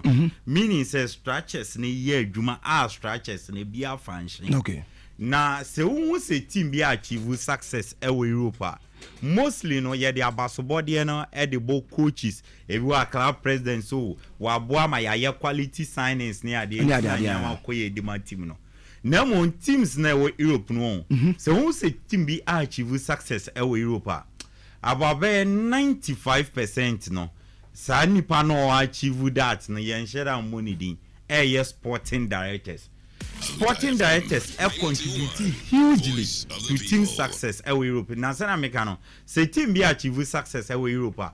About 90% no sporting director no. Of course. Now, Arsenal for success or much talk of late. Our team na gina so this is obi atipom sa feed the English Premier League any Champions League so much no. And they won't say about Mikel Arteta abaso yebo in the Arsenal players and individual yebo mabaso owners Stan Kroenke yebo na baso say all this scale team no money ade but we forget say Arsenal team na dey here down there is a certain brain engineer be behind it orchestrating a conjure nyama de my team my friend Arsenal okay. Almost sporting director your friend in the Andre Beta yes na ye ka sporting director in football ye to me kind of football sporting director and a director of football. Now ye can say a football sporting director, a senior executive responsible for the strategic and long-term sporting vision of a football club. Okay. Managing aspect of a club like player transfer, talent development, and overall playing philosophy.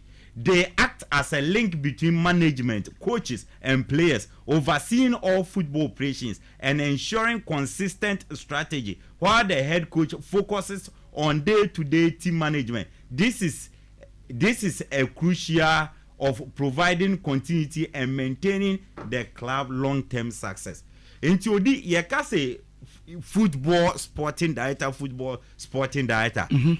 eye obia o make sure say team no philosophy Enti say team no playing style say ye more na ye pese ye boni say no ono no ye brain behind it. Okay. Or design team ni philosophy style of play na the mom we are ono making sure so the coach ebeba how be fit into that style of play, that philosophy no. Okay. And waiting so players or mo beba how be to my board that style of play, that philosophy no. Ono yes edwuma no.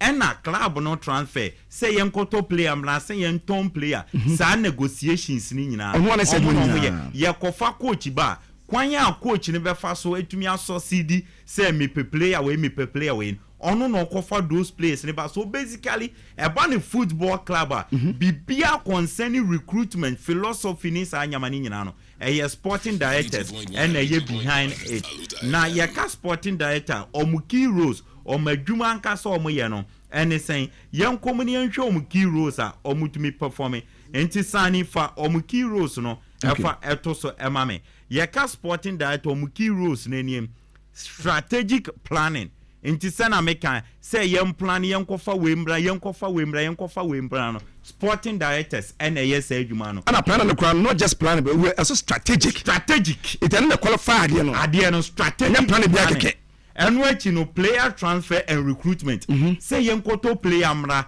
yen ton player ni nyina no omo no omo ye da nyama ni nyina negotiation bibi omo no omo ye including say yen kofa coach mra say yen pam coach sa nyama ni nyina omo no omo ye talent development say entity players ne sa nyama ni nyina no sporting directors na yes adwuma no staff and academy management omo yes ade ni nyina budget management team no budget any sa nyama ni nyina no they are in charge omo yes adwuma no so who say team be achieve success we Europe the orchestrator the main engineer behind the scenes sporting directors but ye momudi the amaso body no the man coaches any individual players club president but teams in success or choki wo Europe no 95% no contribution no sporting directors now ko Europe ye sporting directors bebre on my year adwuma to the highest level ajomudin ebi Luis Campos our team a your friend PAG ubenya Fabio Parachichi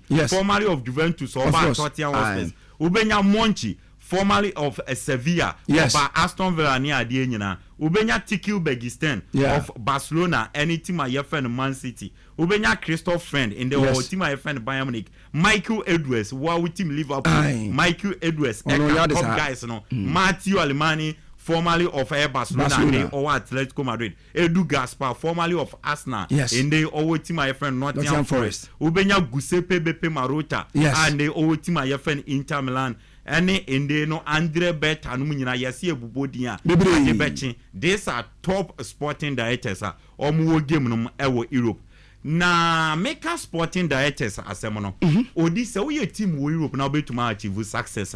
You need to have a very good sporting director. Okay. Into Uko Europa, your smaller teams be and mid-table clubs be omu niska bebiri ombe to market and so top players because you say mostly no if you want to achieve success you need to splash money of course for quality diaba although say any teams ni na the quality but na achieve success but basically say we a team now person will achieve success on the field near there you need to have quality but you want some smaller teams mid-table clubs omu nsheda niska bebiri ombe ko market and so splash money akofa quality aba.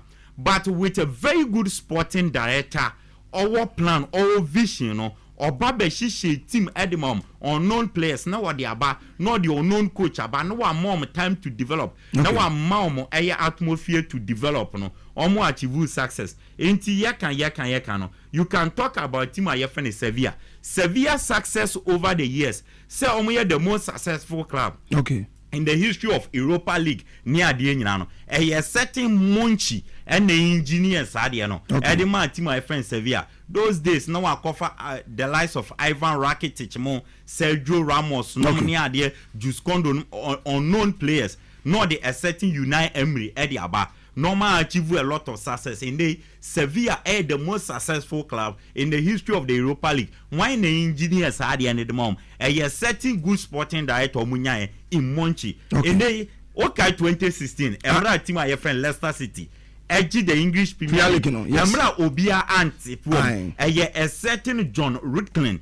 And the engineers are the unknown players Riyad Mahrez Ngolo Kante mo Jamie Vardy mo no the Claudio Ranieri the Tinkerman Eddie Aba no engineer no League no ewo England Nansenya ye wuntima ye friend Monaco emra PSG woska top quality edge the French Ligue 1 obi antumi compete na a certain Monaco up abeji league in 2016-2017 assemble a lot of quality and the ubenya Bernardo Silva ubenya Benjamin Mendy ubenya Abrante friend Timwe Bakayoko mo ubenya the likes of Kylian Mbappe mo.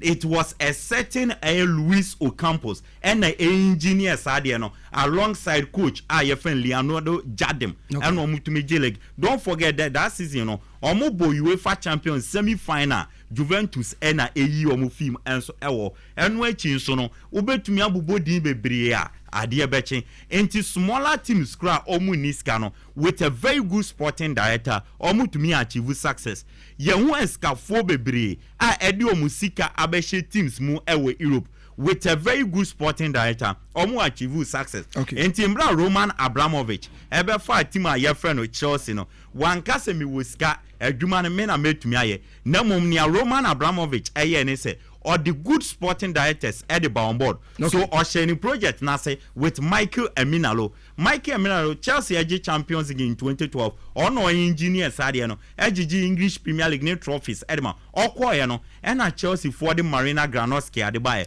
Look at Ejuma Oyeya the last Champions League at Chelsea GN fantastic it job. Was under Marina Granovsky and wechi Emra Abu Dhabi for no Edis Kabefa Man City o wan kasi yewoska entinya yebetuma rane na mo ko fa certain Tiki Bergistan ebai Tiki Bergistan na the Pep Guardiola edi be PM on Man City a ene Man City abaye a force to reckon rater English Premier League homogene with ease UEFA Champions League omajibi enwechi nansia kata for no ebe for team a ye friend PSG oma pre Champions League pre no omudi Luis Ocampos ebai nansia no UEFA Champions League omaje wa with team Liverpool emra American for be fire the last time na Liverpool aye extraordinary yehu e the year 2005 for Liverpool AG champion from 2005 na Liverpool atia koda at some point in time Europa League no mobo but in the America for be fire no with a very good sporting director in a branch friend Michael Edwards. Look at Liverpool under Jurgen Klopp. Normal compete UEFA Champions League, edge the English Premier League. So oye sikeni kra na be fight team with Europe. Now person will achieve successor. You need a very good sporting director. So bet me aye adwuma dem and nonsense wa hwe ade bia. Anytime a big team bia be kofem no, say team ne be sa sorry a they need a very good sporting director to rise again. Until Liverpool, after Omoji UEFA Champions in 2005, a call final in 2007, elusu to AC Milan. Liverpool take off them, edu baby ni who Liverpool BM. But Michael Edwards, ever for a team as a sporting director, and not the judging club by. Look at Liverpool and the judging club, and Michael Edwards, and Yama Ollie. And wechi Nancy Ayehu AC Milan after Mas Allegri first time no job mukoi AC Milan etiba from omubeye in Tebea no biachi omoitiria or show musa UEFA Champions League no the most second successful club no now omuntu mi kura qualify be Bobby but after say Ivan Gazidis efi Arsenal journey AC Milan or bringi AC Milan back Nancy Ayehu so omuji Scudetto ni bi ebe bo UEFA Champions semi final nyina enwechi yehu Inter Milan almost after treble under Jose Mourinho Inter Milan eti kwadae but under Giuseppe Beppe Marotta look at how was a rising team your friend Inter Milan omu compete omaji leg na and Antonio Conte Nancy Abeji and Simone Inzaghi and Arsenal yaka wasem Arsenal after Arsene Wenger call you know Arsenal be ye mi team top 4 kra na ye omodin ni ade Champions League na ye hu Arsenal but Edu Gaspar or my former player befa Arsenal as a sporting director Eddie Mikel Arteta mo eba on board no look at Arsenal now how omu compete so even a big team now kofem now person will rise biema you need a good sporting director so baba speed the o project no and teams na struggle of late big teams and yamankoye look at them ni nyina as a result of say omu ni good sporting director enti Man U omu sporting director ye wan bi and Man U maybe some philosophy or plan or direction is saying and Maka can say if Manchester United want to rise they should follow the steps of the big teams. If you want to rise, you need to get a very good sporting director. Man, you bro mo brain as a result of say they don't have a very good sporting director. Obe spearhead or more project. So orchestrating nyama behind the scenes. So Odi and they were a big team now with Europe now person will rise here. You need a sporting director. So football na yen wo Europe no coaches na hu omanim, players na hu omudin, and afenso no president na uti omudin. But the main engineers, orchestrators are omuye adwuma behind the scene no. Sporting directors by yenti omudin. And one sporting director why outstanding in the engineer nyama edema Arsenal Andrew Beta and Andrew Beta yenyina yenimono embra in 2014 or journey team a friend Atletico Madrid and or journey Atletico Madrid no Atletico Madrid be a force to reckon with of late in it was engineered by Andrew Beta so Odiomo ball back to back UEFA Champions final. Unfortunately, they lost to team a friend Real Madrid. Or breaking the dominance of Barcelona and Real Madrid, edge La Liga, Copa del Rey, no J, Europa League, no J. He chalked a lot of success with team a friend Atletico Madrid. And Atletico Madrid, Atletico Madrid of later, or my a force to reckon with Inano. The brain behind it, Andrew Beta, and he did excellent job. With team a friend Atletico Madrid and Arsenal Edu Gaspar if you want, and Arsenal etu 2 omanias and why is so modeneba and omukofa Andrew Beta and Andrew Beta by it. Look at the Juma why the Arsenal. Last season Arsenal performing and Yama koye di mom. No moment Adiaba kwe Arsenal say at some point in time no one shared any quality on the bench. Okay. So Abranti a friend and our papa a friend. Andrew Beta by no and who said then they say oh yeah. So building a solid team the Arsenal. In team Arsenal was first 11 quality in was wrong. So munya quality bench. Into then oh yeah. Players ni baby wo team numa sabi omusu ni mfa so. Into mami offload wo. Into the likes of Marquinhos mo, Nuno Tavares mo, Jacob Kivior mo, Albert Sambi Lokonga, Kieran Tierney mo, and the likes of Jorginho no. Fabio Vera, Zichenko mo, all these guys offload mo. Yomu nyina mo mu fi team no. Send a creative space, not the quality at the Abba. And when signing so ye the man Arsenal. Oh, say Thomas Partey Echo. Yes. Say Thomas Partey Kodia. You need another quality in the midfield. Or call Spain Echo for one of the best holding midfielders in Martin Zubimendi Edibaye. And what you know, so when say Martin Zubimendi any Declan Rice airbo. Now omu plan why ne be fie chireba o here another quality into Oko Brentford Echo for Christian Norgard edene be chem enu echi no enu hu say Arsenal affront wo no sende Bukayo Saka no emma why ne be tie chire unya quality Oko fa why ne buy eberechi eze enu osade noni madueke e de pay so enu hu say Oko Arsenal affront wa ende say Abranti friend Gebe Jesus enya available Kai Havertz nebo Kai Havertz kwanye typical number 9 until let me get a goal poacher a typical number 9 be bangi goals no and no kofa wan buy Victor Gyökeres one of the best in the game and no de buy and no echi no ohun se okọ Arsenal center back wa se William Saliba any Gabriel Magalhaes enya available wan nebo quality in shada niwo into or the Christian Mosquera one of the best central defenders in the Spanish La Liga and or the bar on board wamana nso or sanso ko Germany ekofa Pierre Hinkipe one of the best center backs in the Bundesliga for team a friend Bayer Leverkusen and or the buy and or goalkeeping department now say David Raya enya available why na better go now let me go and bring in another top-notch goalkeeper and or the Kepa Arrizabalaga when you excellent season with Bournemouth last season Bournemouth now you form about so now one of our best players Kepa Arrizabalaga and or the now Sani Mame Arsenal squad depth no say Odi over Arsenal squad depth there be Mame other one Odi can the toss no Odi now over Arsenal squad depth ko goalkeeping department wo okay say David Raya and them ubenya a certain Kepa ebedem and they say oko right back wa say Julian Timber anywhere wine elbow Ben White and elbow yes oko left back say Calafiori amwa a certain Lewis Kelly and a elbow okay and they obo center back wa say Gabriel Magalhaes amwa in the Pierre Hincapié and elbow. Okay. Say William Saliba amwa Christian Mosquera and elbow. Oko midfield wa say Martin Zubimendi amwa Norgard ewo, Declan Rice eniwa Mikel Merino wo, Martin Odegaard niwa Ethan Nwaneri wo, Oko Rings na right side wono, Bukayo Saka eniwa omo setting noni Madueke a obebo. Omenya young guy be Max Dorman o promote nu from academy a oni mbo ne bo.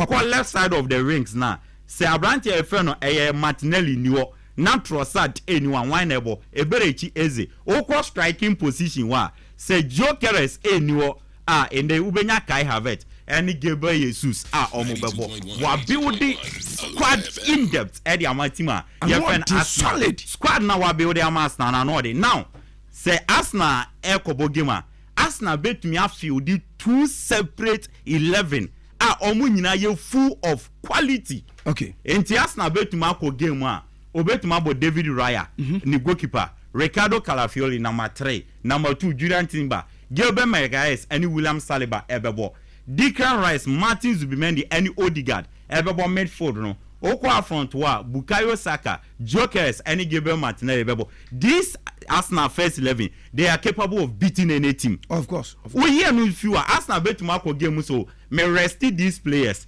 Arsenal betumabo Kepa Arrizabalaga as a goalkeeper. Solid.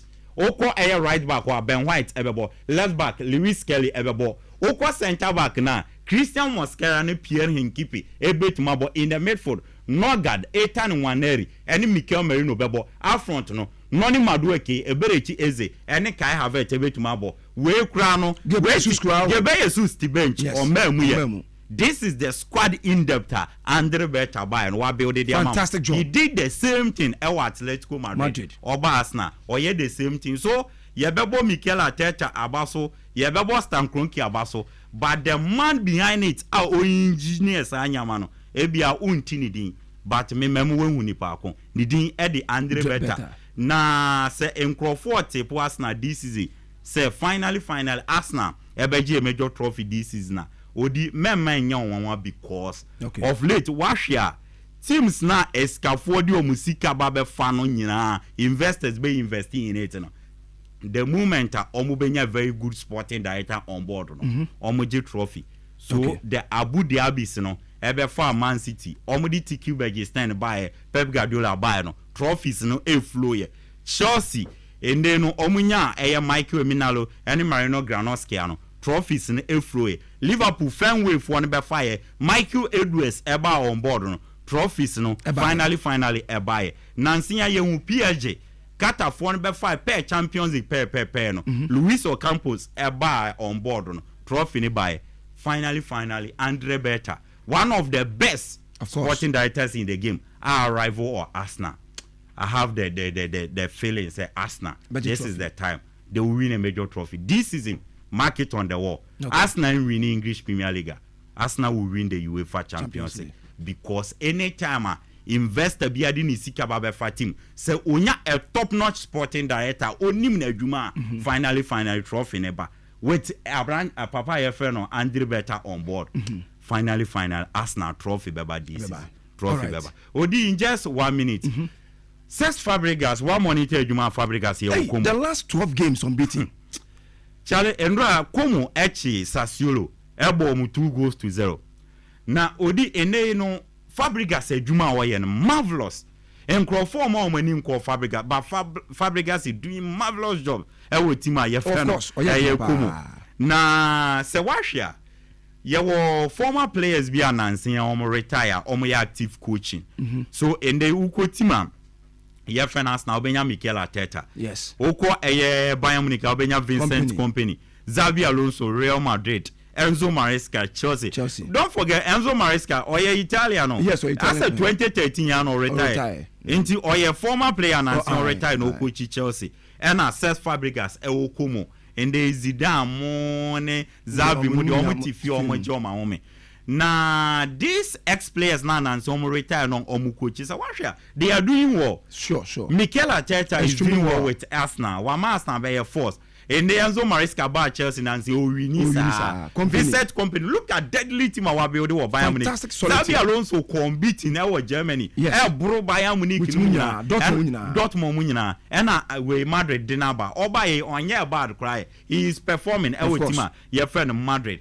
Now one particular former player Okochia odi ye man ye ni nko na adwuma ye ho ye Cesc Fabregas ye adwuma papa na Cesc Fabregas ye nyina ye nim ne career Barcelona Academy be Arsenal Academy ebe she Arsenal bo Arsenal to the highest level call Barcelona eba Chelsea and okwane nam komu kakra na in 2023 ya na Cesc Fabregas retire or retire na komu for se da bi obo na obo any adwene kita no ya ma wo nkwatena fie entika ye backroom staff no aka mo backroom staff no on sheda ni coaching licenses na fe no ye no course so omo ma ne bata ho sa so in last 2 season no mo ma no permanent coaching na mom no na oni licenses nti no omo ye ne se tima ye fe no komu ekofa papa ye fe no ende no first ede ne bae nti omo de papa ne e bae no mo make sure say ende no omema Cesc Fabregas aye assistant di amano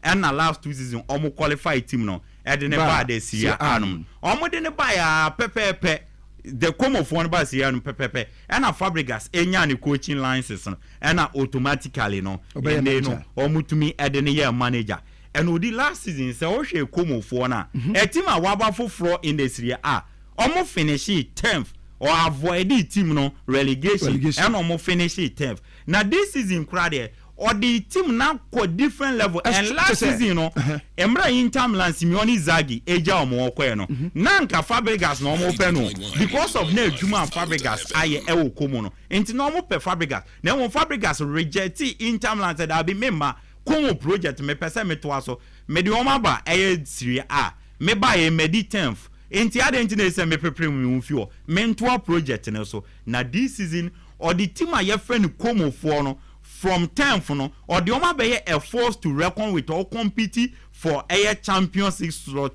to some extent klano se wo hwe or compete for the Serie A title because the point between Oni Roma now only the table no just only 3 points. So he is doing very well with team a friend Como. And it's a wash Como this season in 15 games in all competition. Odi Como lose only 1. So in 14 games this season, Como and Lucia and Yamakoye. And it's an outcome. Como last 12 games in all competition. Como unbeaten. Obian to me in last 12 games. Como Oma share the lives of Juventus Munina. Say Uye Nunsufiwa. Como last 14 games. Omun lose be sure 7 win 7 draw 20 goals scored 6 conceded. In fact enyama akomo for ne yen I was so ba and near me fe kra say the last 7 games we keep 5 clean sheets out of the last 7 games adwuma ende no papa your friend Cesc Fabregas the team your friend Como no and order 6th position with 24 points. AS Roma now only the table no or 27 points. So between Como and the AS Roma just 3 points. So meaning Cesc Fabregas Eddie Como compete for the Serie title. This is a coach 2023 no retire. But look at Juma Oye and so watch any team now a blend of young talent and all the experience and young talent Nico Pass or mobile fan from Real Madrid.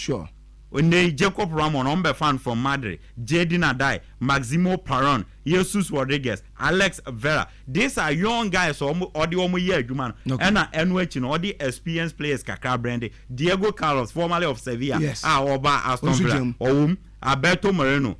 Onusu Jirem and Alvaro Morata mo accounts all the young players and all the experience Kaka and all the and the bono that typical Barcelona and Arsenal training normal man. Possessive football, attacking football, and now fans or making sure so new opponent or dominate him, and also to develop a young talent. And it's a washer, and they look at Nico Pass under Cesc Fabregas. Last season he was a revelation in the Italian Serie. This is incredible. Or the game now co different level. Nico Pass and orchestrate a Como phone or mu play. So 13 games in the Serie.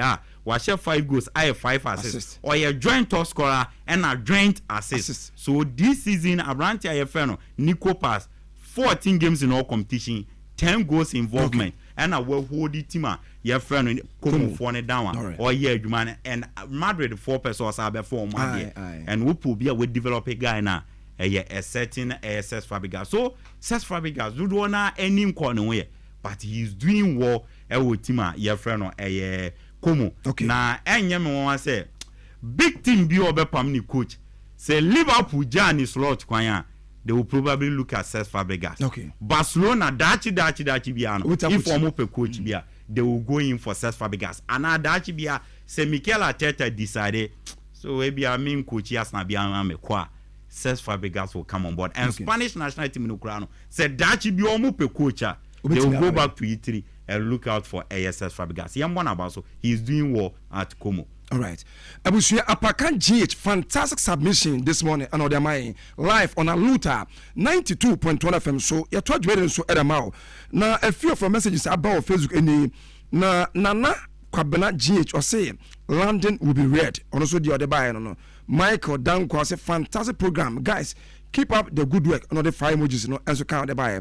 Now when say Apakan GH, you are fantastic analyst and one of the youngest finance in the country. Keep the firing senior or the fire images as so at the buyer.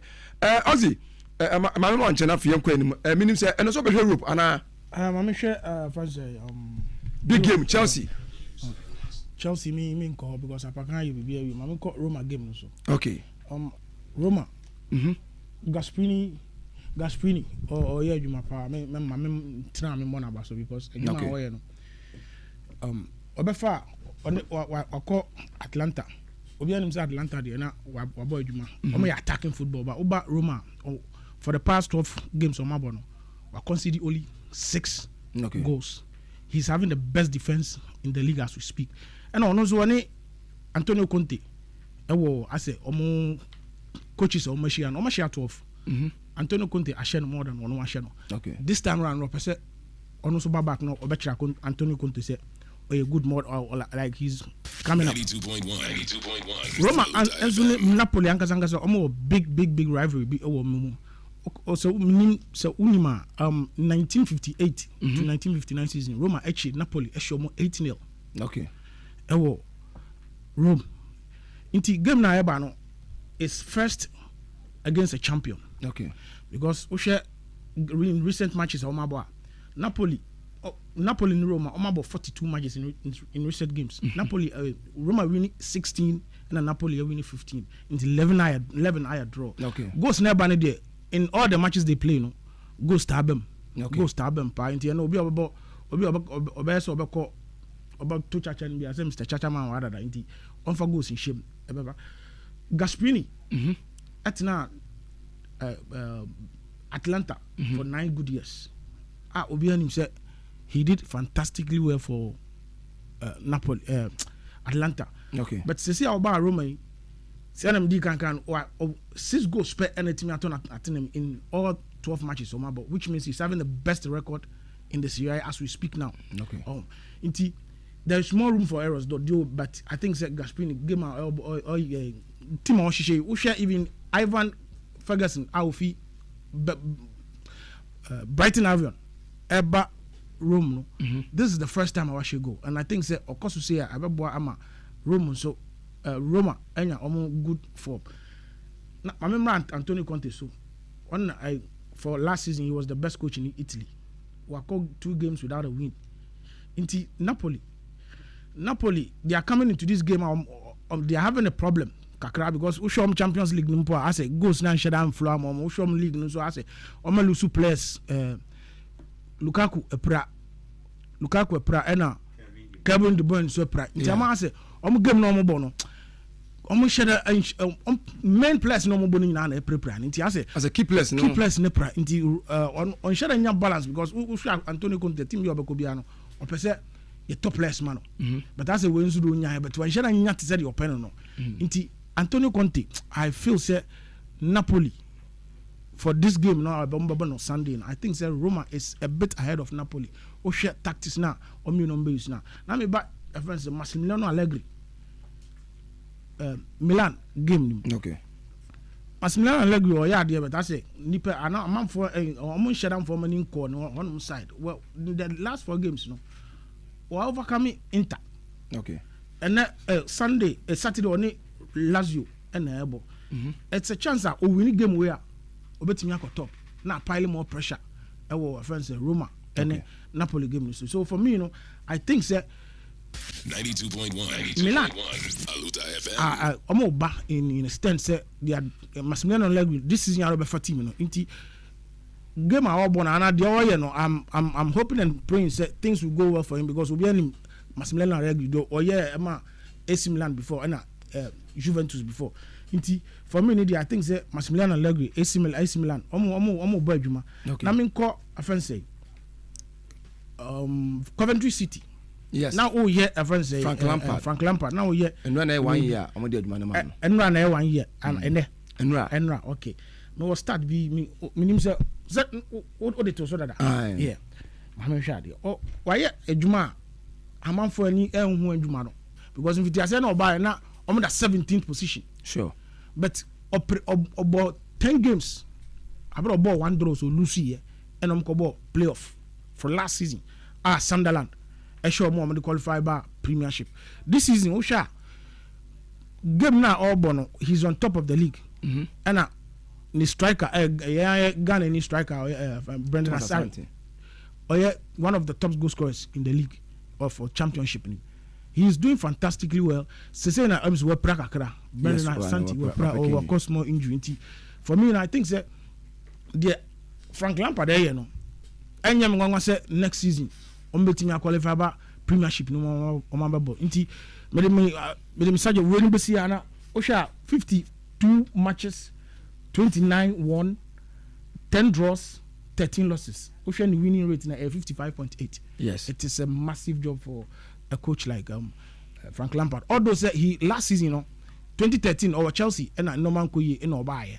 So what about Ejuma Rena, what about Coventry Ejuma now, people had doubts about him and everything, but the why for me, I think that he has done a fantastic job, and I wish that he will qualify Coventry City too. To the last 10 matches now, yes, win.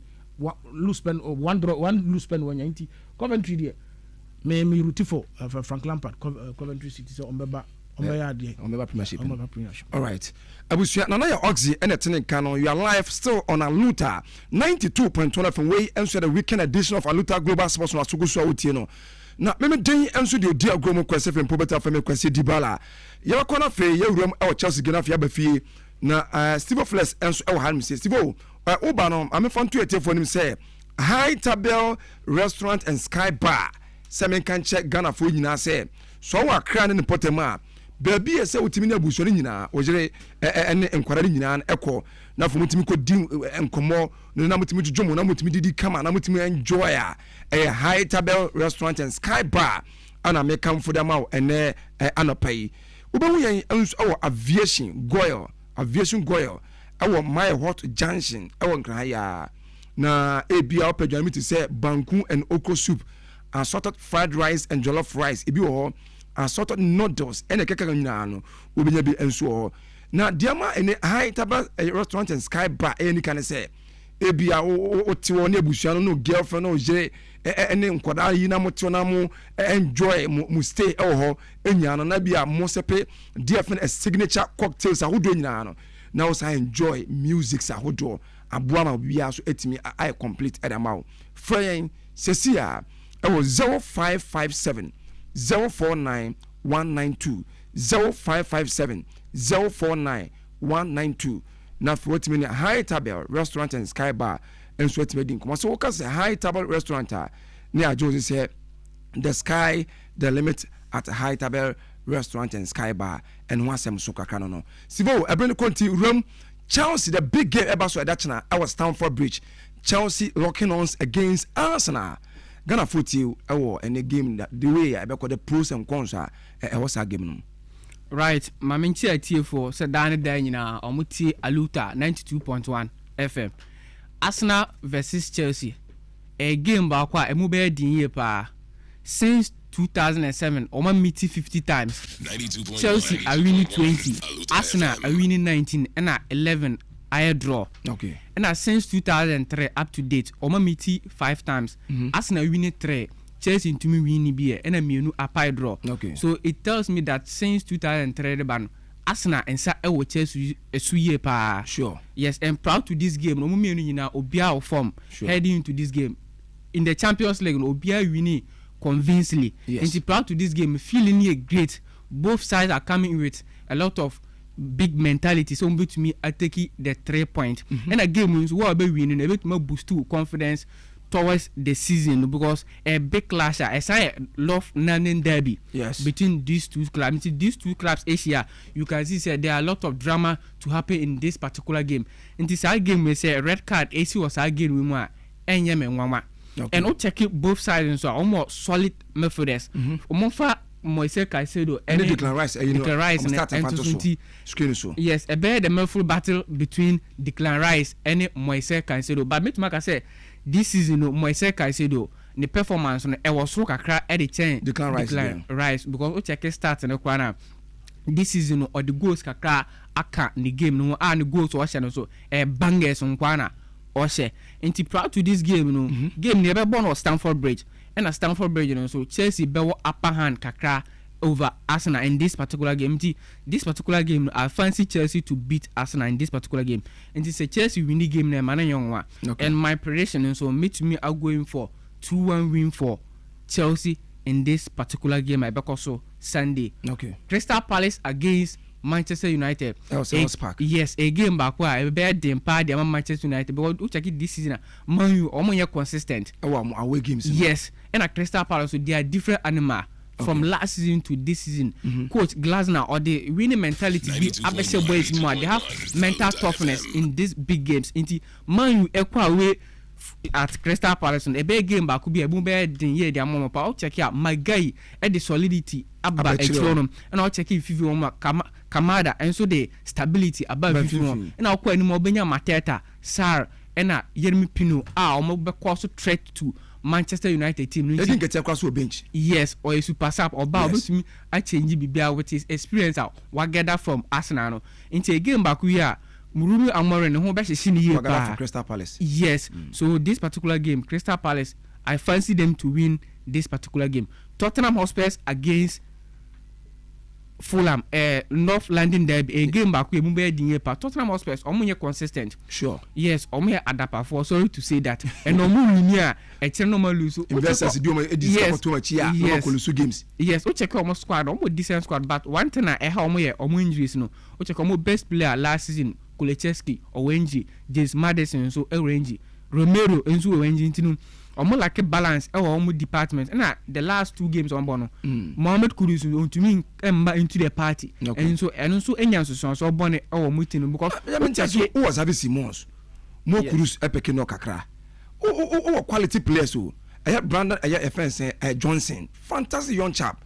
But many a manager to me and get a good results out of this. Guys, yes, which I can Richarlison any Kudus telepathy. Not at the season, not a clicky pa, but the last 2 games in which I care, Mohamed Salah, Mesha, no, Mohamed Kudus rather, as a fatigue cry, actually to check the game against Paris Saint-Germain, coach, a bench in one start. So into this game, may expect to say Mohamed Kudus able to me a step up. And a coach, Marco Silva, so a coach be very, very stubborn. Yes, meeting now I'm sure ya over to me a play smart into a game back where I'll go in for draw. In that particular game, Tottenham Hotspur and a boom, but it's a game a quad draw and Man City against Leeds, a game back where Man City needs to bounce back.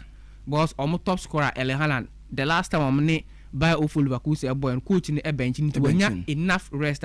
This particular game, no to step up or not while banging in the goals. Man City needs to bounce back because what check here. Last season, about this season, in Man City are not the City we know. Okay. That winning mentality in one, that fear factor, no teams in Asia, Man City are almost slow. Man City, yes, because most of the teams need to make it has still no mark up pick a point or a win. But this particular game, no, I fancy Man City to win this particular game, and anytime goal scorer, a bear Ellen Brat Haaland. Okay. But I mean, Coventry City and Charlton Athletic. Yes. A game back could be a Coventry City every winning game they are play home, and I fancy Frank Lampard any team to win that particular game. I mean, more Spain.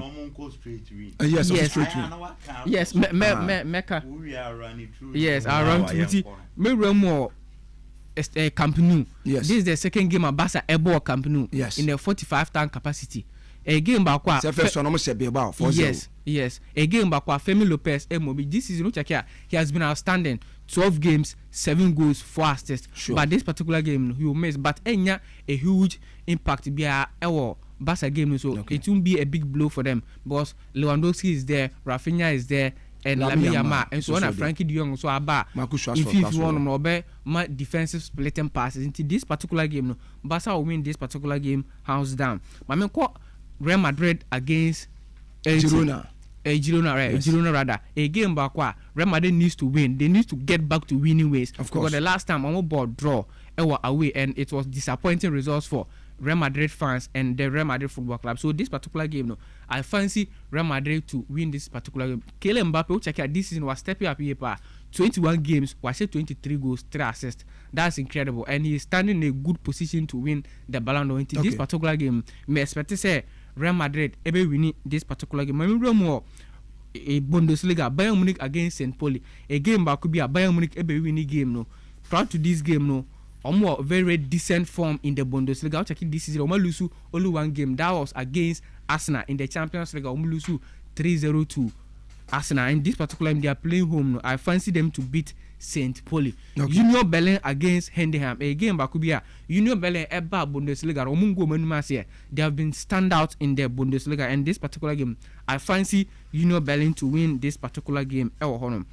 PSG against Monaco. A game Bakuya. A bad dinner pa. Game ne beko so Monaco kromo no o check Monaco this season o ma page o mo no so kakra than last season and Paris Saint-Germain so o team no o a little bit shaky into this game no I fancy Paris Saint-Germain to get at least double chance in this particular game. Juventus against Cagliari, a game Bakubia. I fancy Juventus to get win in this particular game. O check Allegri or Bayern was stepping up and they 101 games for AC Milan and I fancy him to win that particular game. Oko Czech Republic, Slavia Prague against Slovako. Slavia Prague win. Oko taking so Trabzonspor against Konyaspor. Double chance for Trabzonspor. Yes. Game back so mube dinye pa ba for Leverkusen ne Dortmund game no a game back mube dinye but check Dortmund they are not good in away. Omu concede a lot of goals and omu need that winning mentality. They don't have that mental toughness. They give up easily and by for Leverkusen prior to this game last 4 matches omu winning 4 and omu lose back. And it tells you that heading into this game they have confidence more than Borussia Dortmund and Borussia Dortmund omu go away so they are no good. And this particular game are going for double chance for by for Liverpool. It's a game ended draw. AC Milan against Lazio. AC Milan against Lazio. AC Milan to win this particular game. Atletico Madrid against Oviedo. Atletico Madrid to win this particular game. Anytime goal scorer. Yes, make it. I have a code. No, I'm all right. Rangers against Falkirk. A game back Rangers to win that particular game. Sporting Lisbon against Estra. Sporting Lisbon win. AS Roma against Napoli. Double chance for Napoli. Then FC Porto against Estoril. I fancy FC Porto to win that particular game. And as the shows goes on, Obian stay connected with Facebook, new YouTube. Yes, that's it. Abusuya Steve Flex and Etienne Casoro so den sabe ba yeba fie na fe Ghana Premier League no ehun nsem so I wa ha game week number 12 na abaka na me fie asem fa fie ncha Hasbrook boy ne 4 p.m. Ombo home to Vision FC Ghana footy o wo hwe team aye fe na House of Folk enyama enkoye emfama team aye fe na House of Folk. Now ama ome change omo venue no crowd from Accra Sports Stadium edi abatima adi abalegon Sports Stadium I want a team ye friend House of Folk eba bebo na inde say offer Ghana Premier League table na at some point in time na has air try say on beat me abo room and say Mohammed mo Ghana Premier League table na mon fan to so enfamem House of Folk at a 6th position with 18 points. and a Vision at 10th with 14 points. So between a House of Folk and Vision, 4 points. So Vision baby Odano and Shadanye extraordinary be so probably in the oppressor share now on so to me push the ban and Nimkaka now wait me try so bit me avoid the relegation 10 for the about share point gap between money or more at that relegation zone when shut down will be as so a say Vision to me try say obey winning. Now we push it at the abana in my House of Folk and so on. Or better try so bit to me we need this game. Said about or no so probably with 18 points. So when you 3 account or wait me our room our top 3 no monty a gamer and we near 2 teams in now. Now team I friend House of Folk. Coach I friend on Masu Didi Dramani. Yamana Sonte said the honeymoon is over. Oba near Bonabaso or the Kotokwa Leg YSA intino na abaso body no ewo high pononia there. But one monitor House of Folk in my last 5 games. House of Folk winning only one. That was a winner Omunya against Basekoli Stars. Since then, Team IFN House of Folk winning game. In fact, on my last 3 games, cried Omu winning beer. Oshia losing against Kotoko.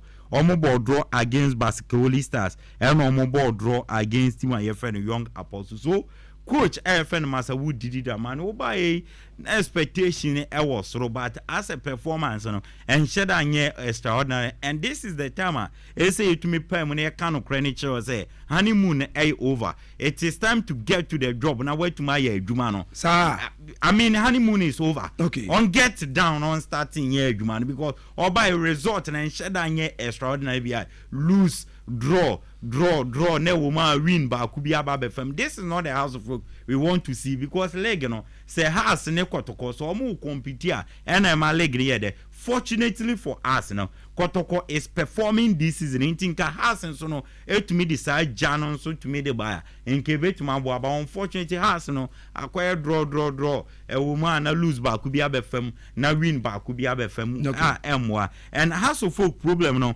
Aqua goal scoring. So watch on my last 3 games. House of Folk and she go against Kotoko man she go against Wedro Blacks or man she go against Young Apostles or man she go. So one Kotoko bo now one she go. I don't mean she don't remove okay because Kotoko quality in defense is solid, but no disrespect to Wedro Blacks and Young Apostles. We are House of Folk now per se or bomb modern our Ghana league. Our ultimate target is to win the league there. Meeting the side against Swedro Blacks and the Young Apostles. And yes, side is will struggle to put ball at the back of their net. In the House of Folk, I think the coach, Fernum. I am as who did it, man. Okay. This is the time I saw get it down to the job. Now, to me, yeah, man, and so and watch a team, I Vision FC, so almost on Nancy almost struggle, and Yama and Famon. So they will try some bit to me, and a good result in the game. A very game, a very cagey game because Vision FC so bad. On Beba game with all the Arsenal, they are facing on former player, Duku. So they will try to do something in the game. Result where a result in Yatima friend Vision FC. Nemo House of Folk ever back to a Legon. Osha Utieti and some no more kika na and na Legon. Nina as a result. Result name result say and no operate edin komo. Operate say before the season be fiase Ghana Football Association e club yanyantie say you should provide 2 venues. One as your home venue and the other one as an alternative. And Tomo has for HSU Legon Sports as their home venue for the season 2025-2026. And we choose Accra Sports as alternative. Okay. But before the season be fiasian, and Legon for no form catch on say. On person yen say kakrebu sports stadium wanting. Therefore, they can't use the stadium with regards to the season say be fiasian. I don't know has echo back to Accra Sports Stadium. Going to Accra Sports Stadium as their venue for the season. Open fancy games I hold on my boss so far. Really going on no baba. Sports Stadium no be up mom. Obi am mom. Me send on no say. Na first na yan one has boy. I hold on boy. And a renovation on Bebo Legon. and the hobo across for them name and I would abalego Kwame Opara or a PRO defending a club yet I say PR the union I say PROs in the enemy humanity in theater Ninja as a result of resort Emma into normal balego into all mobile or mobile resort no and daddy as of folk I would decent squad. Because in the Benjamin Asari anyone. A certain Solomon Agbesi. Fantastic goalkeeper. Solomon Agbesi won. I am a dear of the man of Paris. Say Solomon Agbesi could different man can blast us a bedu baby ever in the account. Or Dago Papa. Or the born it da. And wash and answer or that go the man has and look at the morning more. The last 2 games for us cried here, kidding sheets and away keeper. Sure. I Yama Elkuye at the Emano. And he is doing so, but unfortunately. Or compete against Benjamin Asari Blasters number one. Has impressed on bedrock, you know. Now whether go post, but no better go post because near meetings Benjamin Asari said no do ne kakra. Okay. Intine a certain Solomon Agbesi ne better go post. Say Benjamin Asari ni wana Agbesi that solid. Uko defense wa. And then no David Opona Fran and Kevin or say Benum solid. Oba midfield wa Abdul Karimo and a certain Gabriel Pakumuno. Yes. Solid. Oko affront wa Enoke Subontin Hamza Isa Mauli wa yomu nyina Francis Abura Dukumu nyina ewo. Enti has of go decent squad. But I can say coach ni betumi put in Yama in place. Now goals na starting by. And one has of problem. Okay. So omo ye goal scoring when juma. I mean Enyama Bekwe Vision FC a solid team. Almost sober with a lot of quality in their game. But this game I don't see House of Folk losing.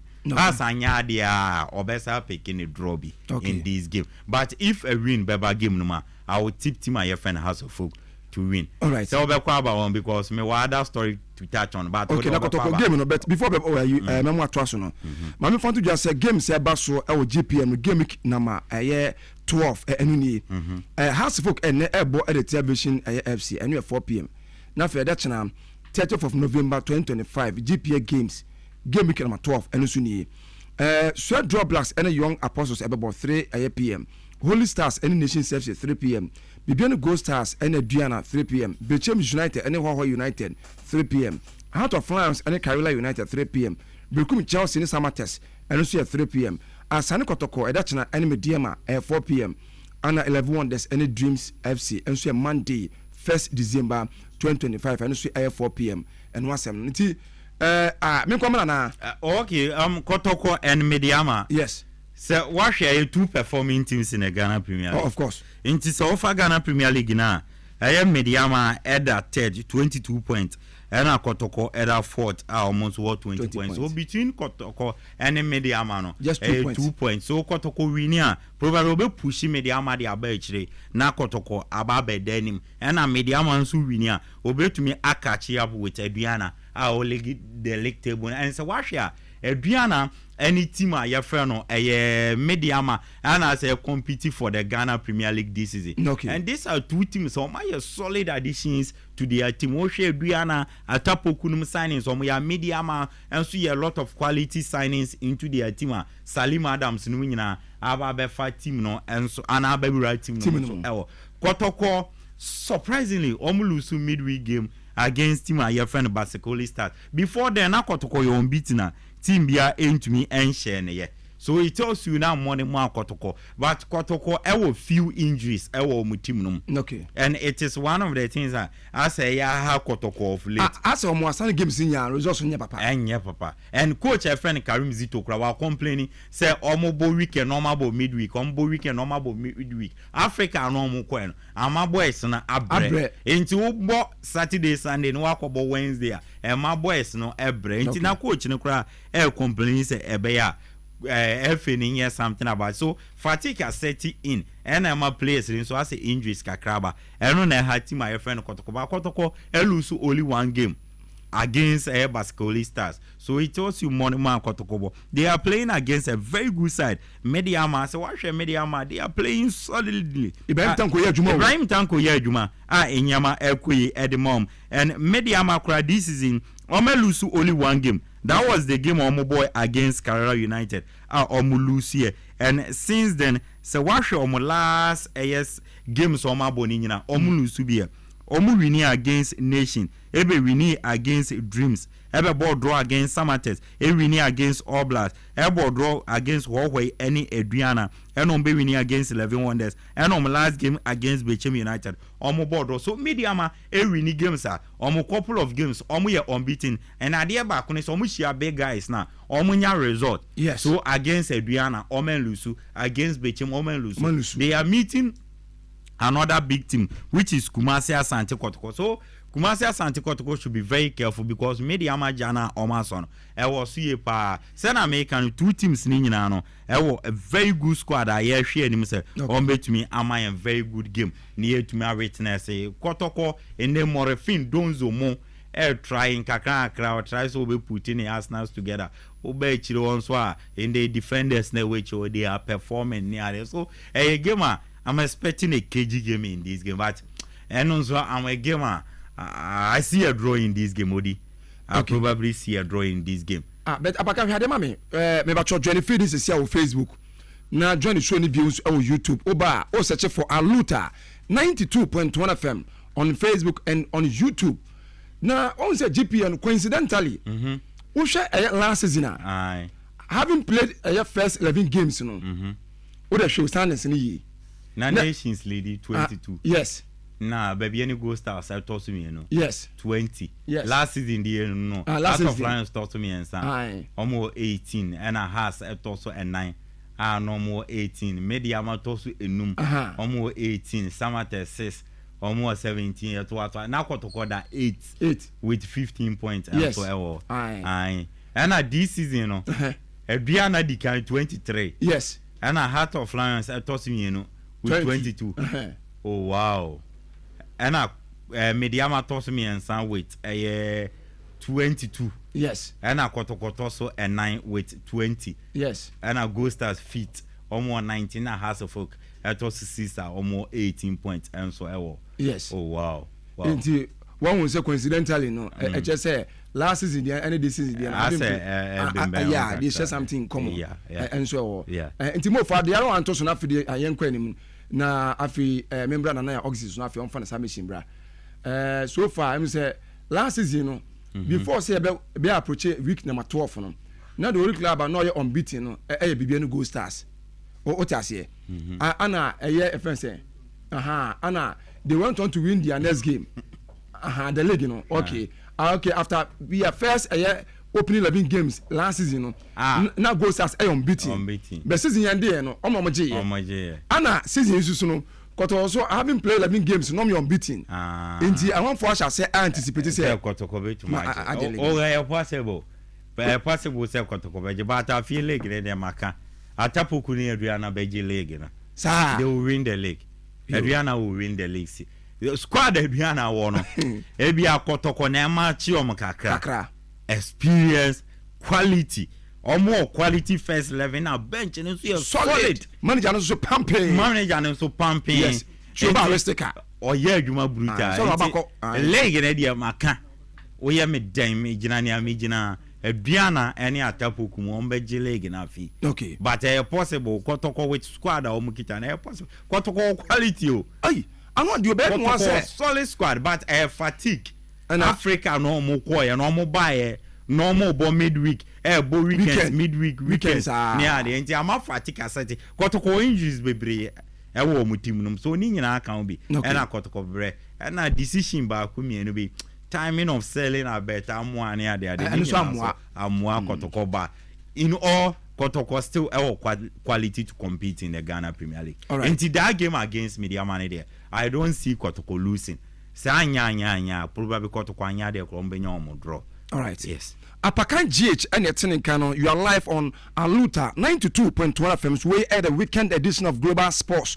And yet the bro will be Mami fan chemo team and confirm Music Man. Na Music Man kufodia. Na mapeke signals is here so pimu akra na mse o jinjin na fidi na ni odakoto 92.1 otemi nkan apen no send message in aba say eja unia me won cry inti me monitor show no inti fantastic morning and confirm Kofi Kodua aka Music Man o akra utie show no inti me enche na na pai enso ba bia wo bia ya edema yes na ya oxy GPL game week number 12 na 1 minute 3 minutes bi na me dey aya dey me was saying because serious okay you mate oxy and has a ball against Vision FC 4 p.m. China Kotokosu bebo Kumasi 4 p.m. the same time na against Mediama and I be other games here baso so minim baby abefa oh mami shazem fi as a folk okay mum yenya botre ema coach Didi Dramani because aden aso abefa no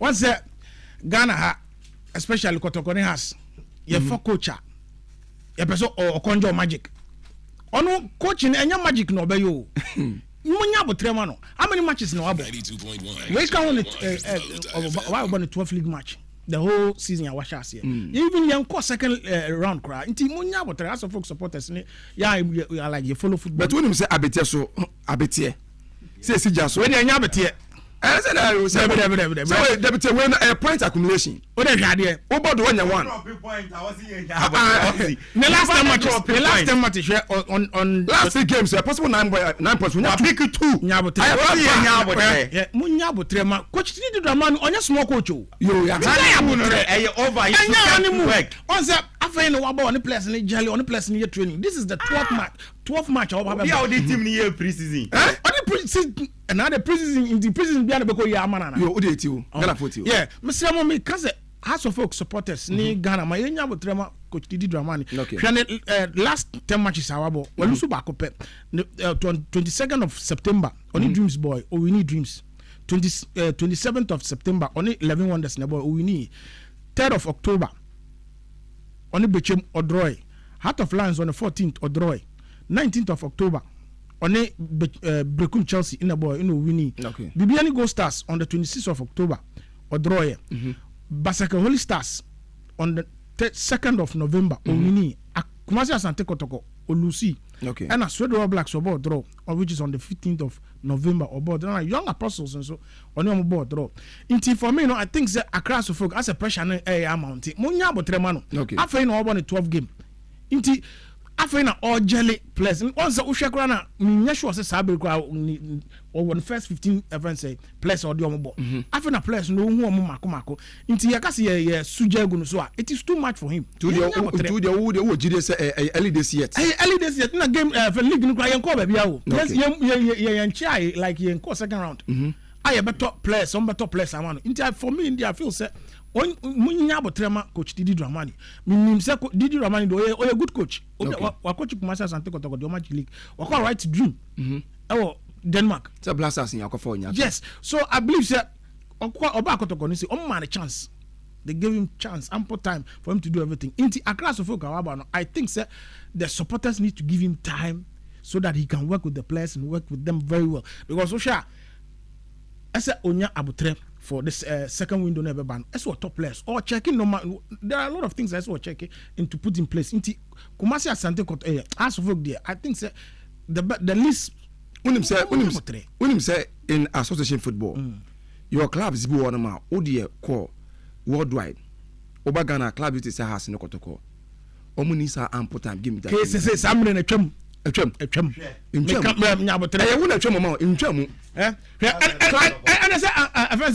slot ngia pamono ne jagu chemu ne jakoto slot ngia pamono last is your Madrid Alonso we need almost say no more ye and say Ateta ngone ngia pamono dada o say on say am say coach to me about 2 times ne ya pamono Ateta ngia pamono dada but I'm just say on say so ko American countries ni bi wa your clubs be a results oriented clubs Arsenal be am say Arsenal got you must 20 years and the club they are known say on pam managers but we say Ateta will Chelsea ke permanent that yes but new startup here be Chelsea and come pam no because they believe in his philosophy. Into the sell house did the man on chance. Did the money there for me? I think that for this season, when team and they should allow him to stay because or build the team. No, team Didi Dramani. What I know from Didi Dramani, what I've seen from Didi Dramani, or build the team, it takes time. Every good coach be also build the team, it takes time. Let's say who should say be also or slow starter. And slow starter. Some I know about team. Or by Minya show class when 6 months. team only players no and share them bonding for 6 months team who your coach team bonding ni bibia it counts nti asa omunya botre ema Didi Dramani enough time for me today I think say we come third game no first match winning and at the next game is on board draw so I know last season so I think say as a folk winning but it will not be a huge margin because of as a strikers in share and prolific clinical as well so I think say and no match need there I believe say Hatch will just win in a slim margin, very slim margin. But I tip has to win this match because match with the SA has it's me winning match. We at least coach like send almost Sujagun so no Emra from Kakra. I mean Kokotoko any friends say media game no. Top game, a very very top game and I would love to watch this game. It's a menya akonya. But share friends say Kotoko ne Basaka Holy Stars. Okay menya akonya but me as menya highlight bi ahwe o hwe mfiti asentam na omo ba park no so no I say no be cause minimum still at this modern era no says food offense mindset no and I say free akwa ebetena aka say uncle bisane say edu obomu no see wujidi mawa eye adwuma edu na bi obom pa Basaka Holy Stars omo park no so no like they were kneeling down and akotoko so di omo chi ewura park ni into any serious investor rebel ya obetim di siga be urem sad na nkasankasan apakan eboy kakra mentia sese sad ya no efi mo ni nkohu because league ayo product we be so to ma amansan yeah it is kabishim menjini se ne games be so Premier League games be so Germany France and Italy nyai se players if you sum ba no nam tano no ba nyama just say I don't get it so once a while be and behind the scene camera and capture Ghana the end and I the cool different level different level you think what the pardon I think it is one thing that we need to limit it because Ebani say put investors off. Oh, of course. Ebani say put investors off. Yeah. Obi actually, our friends say X or say GFA should stop all this nonsense. How do you get investors to put their money in this league where matches are not being played, are not won based on players' integrity, skills, and coaches' tactics, but on voodoo and inshallah. So, player Bapaka, or the Chineba, Obizu, as Ebimuzu in Akotokoto. Inti mean tell me musika na the person the league and some person be invest here. And then I many out of it. The mule. Oh, Hadrin. As Ghana you develop to the stage whereby Sanoma way na you check Sanoma way. I think that we should and Sanoma way Uji do it on your own part. Man from my field of play no so. Okay. Just do it at your own part, but don't bring it on the field of play. Mami Ngura Kotoko ne friends mediama game ni. I think that this game, a bad thing kakra because we share Kotoko because fatigue not does. Omo Sunday, no more ball Wednesday. Omo Sunday, no more ball Wednesday. I think that this week in Ghana, omo Wednesday. So media they have a full week of recovery and everything after they played their last match, Kotoko, and so ample time to do their own thing. But I believe that this match, Anyam Ngwangwasa Kotoko win with a slim margin, but a bad draw. I wouldn't be surprised because media, especially Ibrahim Tanko, he's doing a fantastic job by that place. And how Karim Zito on Kotoko. I think that Karim Zito and Abdul Dramani, Didi Dramani, and media coach Ibrahim Tanko. I think say adwuma omo ye no I see your ball ma basokra Bashir for Zuya adwuma how to fly Bashir for I'm that second right if ana chuba arrested of Aduana Stars Aduana de o show see you nkra na friends Atapoku was opese omodu Aduana to the level friends TB Mazembe those days are more peak no you want to mold the club to that level and because Atapoku there he's learned and he knows better when it comes to administration and everything. Okay. So I think that the Adriana especially coach in any new CEO if they are given more time and they will give the coach free free willing to exhibit his talent and that's for his tactics. I think that Adriana will go far next season. Adriana betting go Africa. The me pen is that you bring a good representative to Africa. Omokobo yen film before group stages. You group stages. At least to me semi-finals. Say na say Ghana football nhyɛ dan kɔ anim and say local league nan kɔ anim nanka ɛfɛn say a wider intimi ɛnchi kɔtɔkɔ and say nkyas ɛnhyɛ ɔmo by 3 and more goals ɔmo kɔ away. First anka yɛne ɔmo bɔ ɔmo back ɔmo yɛkɔ akra yɛkɔ hyɛ ɔmo. But say na say because of finances na yɛ too stiff into I say plus no ɔmo nya ɛno say nkɔmɔ an yɛdi say ɛfɛn say ɛfiri yɛ akɔ ɔsɛ onya anka ɔbɔbɔ ɛfɛn say Ghana Premier League. Yes. Ghana team be betimi aduan even $1,000. It is not possible. $1,000 is not possible. I think sir, I see a league not attractive to everybody. And as supporters, no so I say supporters no so back. Then dinner supporters be back aberre advance club because of say and the player we buy within about 5 matches, 6 matches no call. About 5 matches, 6 into kokotoko and I say as boy koboya bobo even Legon City here. Player Ben now betimi see wo say kwakɔ no. Apart from Benjamin Asare. Player Ben pa na obesi wo say kwakɔ no apart from Benjamin Asare. Okay. Player Ben wa upa blame you know anam yesen kokotoko. Ke yene fasi mame. Just yes ra aban no saban be bo mo mbrem. Na so Vince kotoko any house no so omo ye no ma they should put more money in the team. Say na be ombetua players no good man say na ombeka.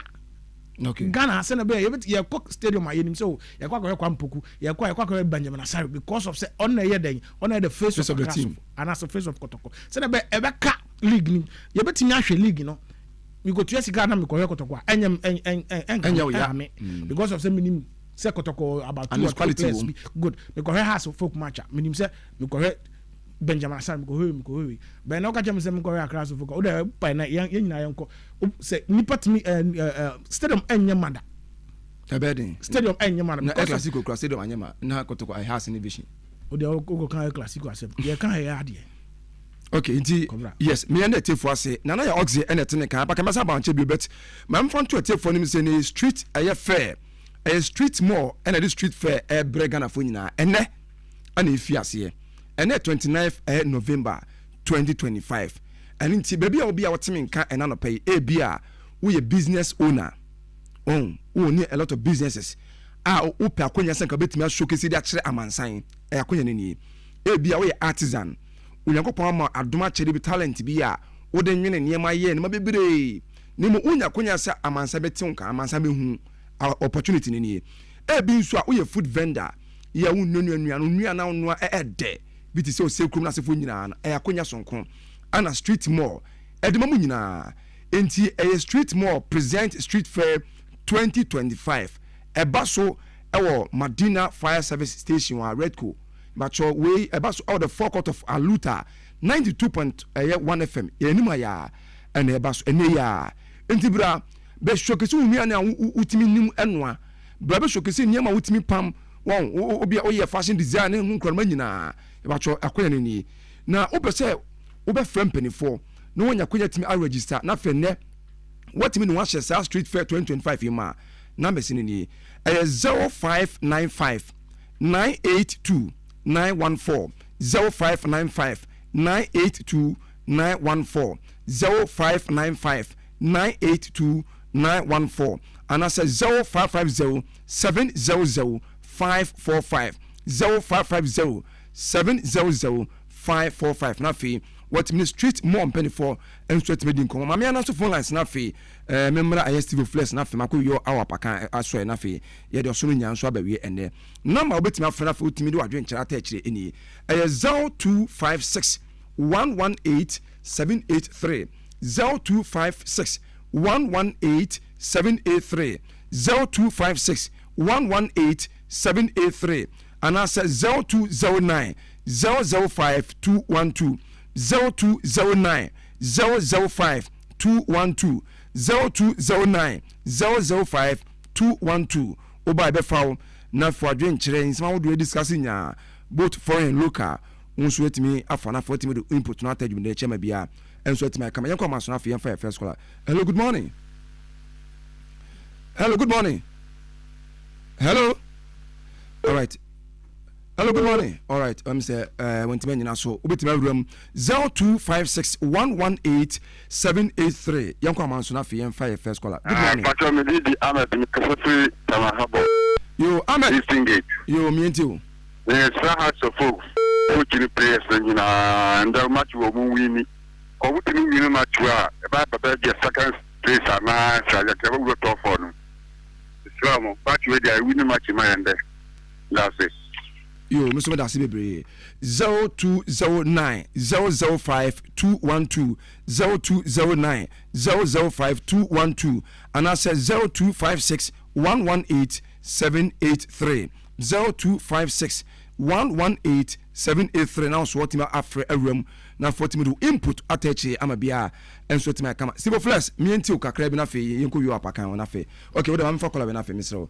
Hello, good morning. Hello, good morning. Hello. Me ma chodi ne be afre fi.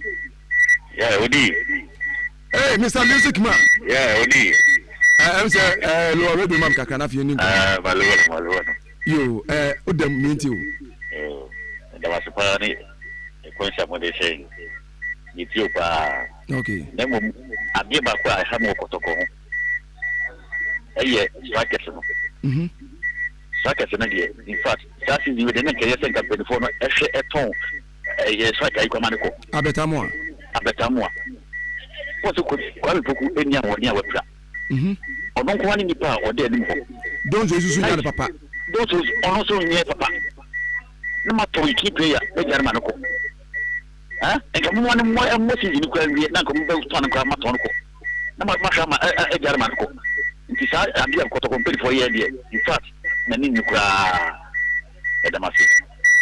Yo, me da Bebre eno so Mr. Music Man anything kan obetima room 0256 118 783 0256 118 783 and I said 0209 005 212 oba be for na fe yenso etimi age wadwenche o dweden so Steve afi room mame Go Stars any aduana game no game ba kwa mu be din ye pa for me no ene me pick of the week of the Ghana Premier League. Okay. Check here, proud to this game, both sides normal form heading into this clash. A branch about call say me new corner pa Alex Boache. O check here, wa pass through the round, wa Bobo or Lies or Belgium, no be PM or Ghana see. Or very calm on the ball, very good. But yeah, me new corner where or say me new corner now. Alex Boache. Yes, Alex Boache. Na walk up now ebe koni say no. Or say I didn't count na ultimate experience kakra ebe kan. Yes, squad no. Okay. Mama fa code no into ya. Yes, code no, yes. Betway. Into what we account will be a corner could be account to Betway. Okay. BW 24 D9 79 12 Mrs. Ubie BW 24 D9 79 12 and near and the matches. Okay. And a china the BW 2D BW 24 D9 E5 E6 Mrs. Ubie. Okay. BW 24 D9 E5 E6 betway.com.gh. Yes, into Betway and one seminal no. Into Abakai Bremo na fede Sani mede we be mao. Aha, bomame. Endra the legendary Fifi Pratt. Okay. And a free aquadim komo biwana. Some part of the interview na am a depa. Okay. Mama Sani Moma and Yenti Kakra and I'm fan come as him too. Okay. Yanko.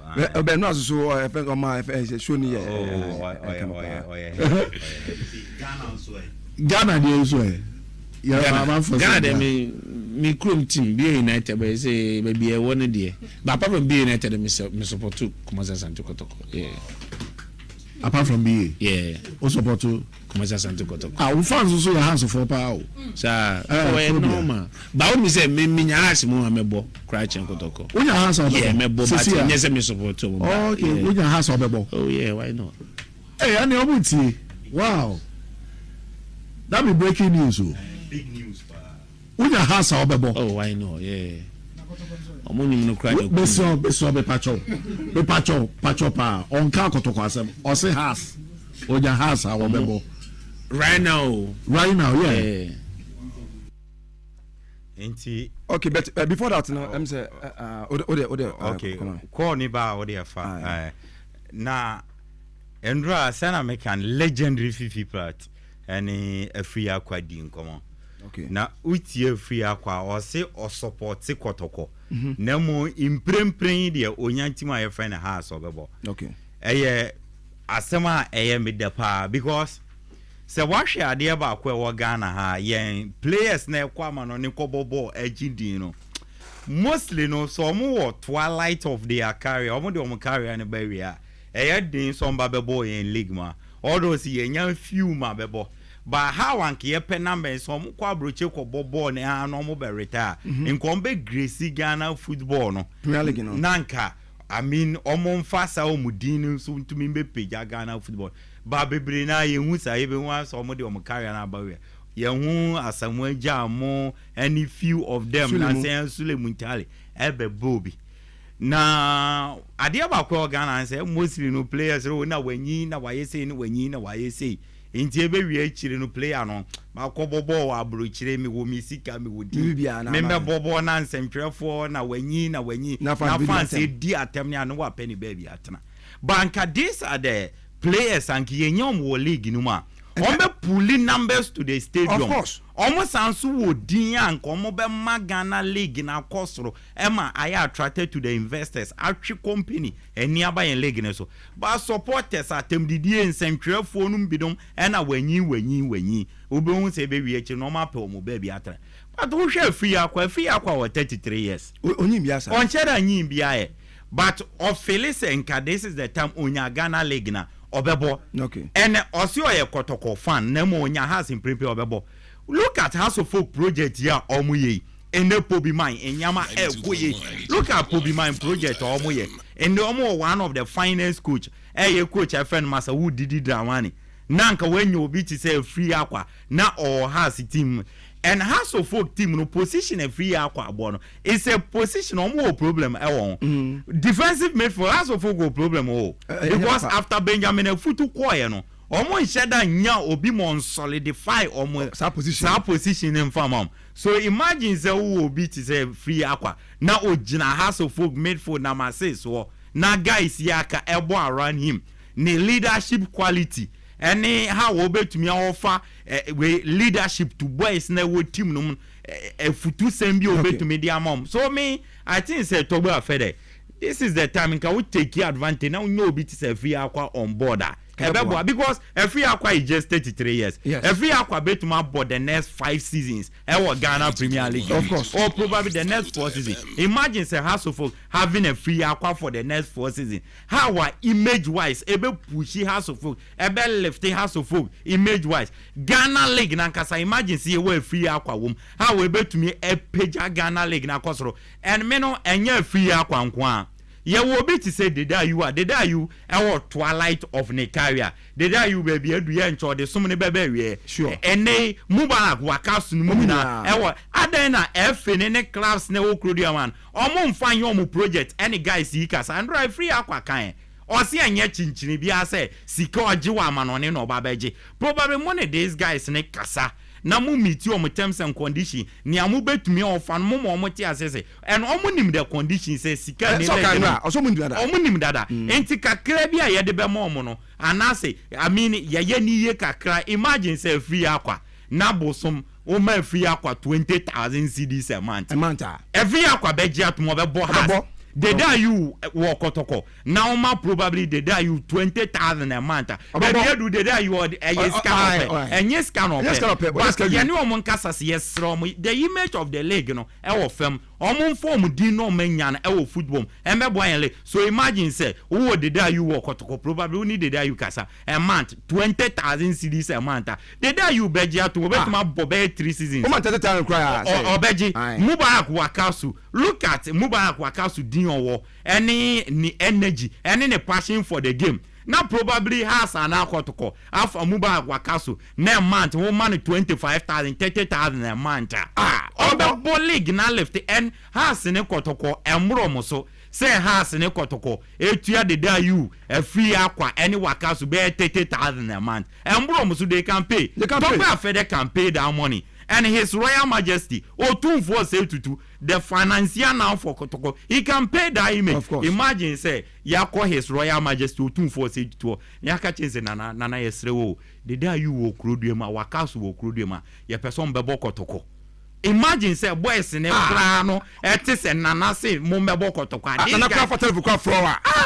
They will come on board and come and play. So, has in a Kotokono. Ye were guys in Ibia, they are twilight of their they are you, a day and they are you GBM. Wakas were there no GBM, Fia Quadet, or my bobon will scan war, but on my new yam dino one. Ye do almost bomb board, no move a bully in a beboa, and when you cry, it should be the FA project.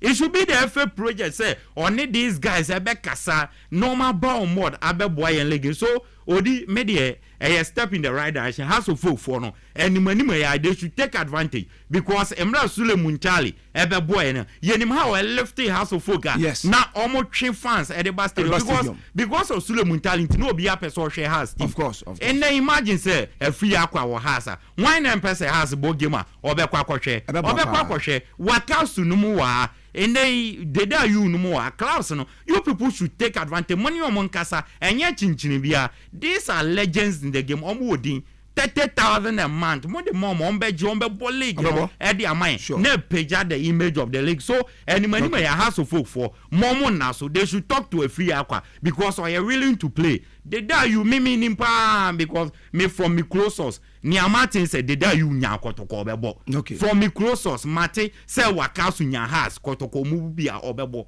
The club should take advantage. Normally these guys in Kasam form umbra league no mu di no mu wono. Omo fambe bo me peja. Imagine say kotoko kwa Africa. Say issue nyame no man dey beto aso. Ye beto aso. Kotoko kwa Africa. Now the day you are now wakasu. And I have to folk kwa Africa now kita wakasu. Any free aqua bia.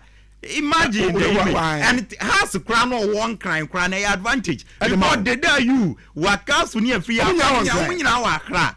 And then I only want Kasa and Chiomo on board. So I urge Kotokone has say, and how many these guys in Kasa and form on board. The FN and Kasa should be it project say. Only guys see back Kasa, not the man on board. Imagine say, the day you wakasu a free aqua no why Ghana Premier League ambassador. Look at how they will sell the league for us. So young word you man yes, MC Abrenaso apa. Yeah. There are Apakan can many baby na baby many yarding. Untimin fa F no and country almost like almost period that way. For me, I think it is not a good way because you have the more teams name Kotokone has no and a media mamu Matthias will be only guys in Casa but I think ambassadorial role but I think a teams need some yet sir deal with because every aqua or wakra or mobile there you wakra or mobile Wakasu wakra or mobile why wouldn't they call these players and bring them on board? Okay mean to you sika me to you a friend say baby abobo but the meeting can say okay Let me say, will you be able to take it? And you wouldn't be able to take it. I think that for him, for the player himself, and the teams, and the better nasi day, no makasa. So I think it's a good thing. If we are kasa up at me up makasa or by the obetimiabo, and as will be a club biba or Ghana obetim because David Luisa, or Brazil or Bobo, Naziano Wasanko, friends Cyprus. No, Cyprus. Even now, I can ask back to Brazil. Say supporters any journalists. When you do what's there. I think it is a good thing for your league Nankasa because your league no. Every money power pack because a free elbow. Players friends supporters pack. But attitude no. Yes, supporters, journalists. And when you know what else you Ghana, I know when you and I don't know. So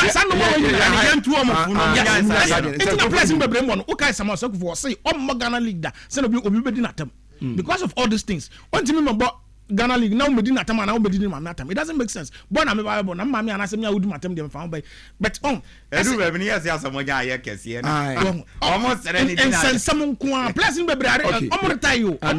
Matthias here. Omo ho. But I say then you nya you're educating your as supporters at the same time you're educating your as journalists. This is one thing that some of these things that you see near Jaisa attitude because who call Brazilian players, you know, call Europe now, yeah, back Brazil about to relaunch their careers.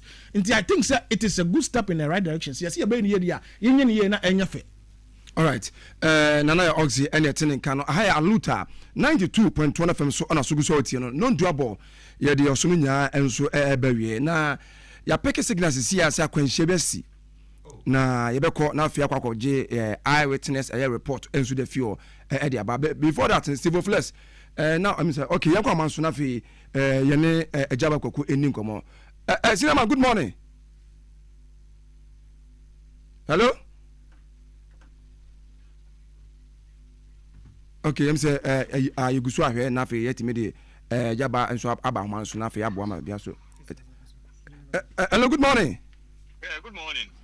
Jaba boko de. Nyankopon adom na wan so e. Onyankopon adom boko. Yan tese se kwanhye besi na fine na kwanhye besi na den e koso. Me da se odi agro mo mechia atiefo nyina na. Sabre wo free Winnipeg Junction ko Winnipeg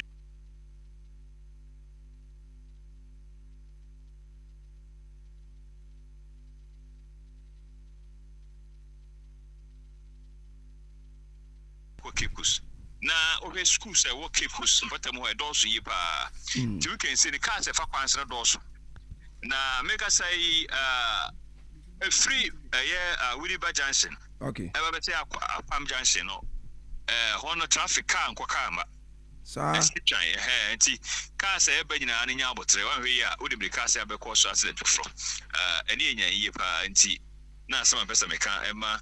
Ye kasi free akra ba sisia no. Okay. Onya wo hontia se we say oba yesi akwan a edam so no kwan aye 4 lane by force.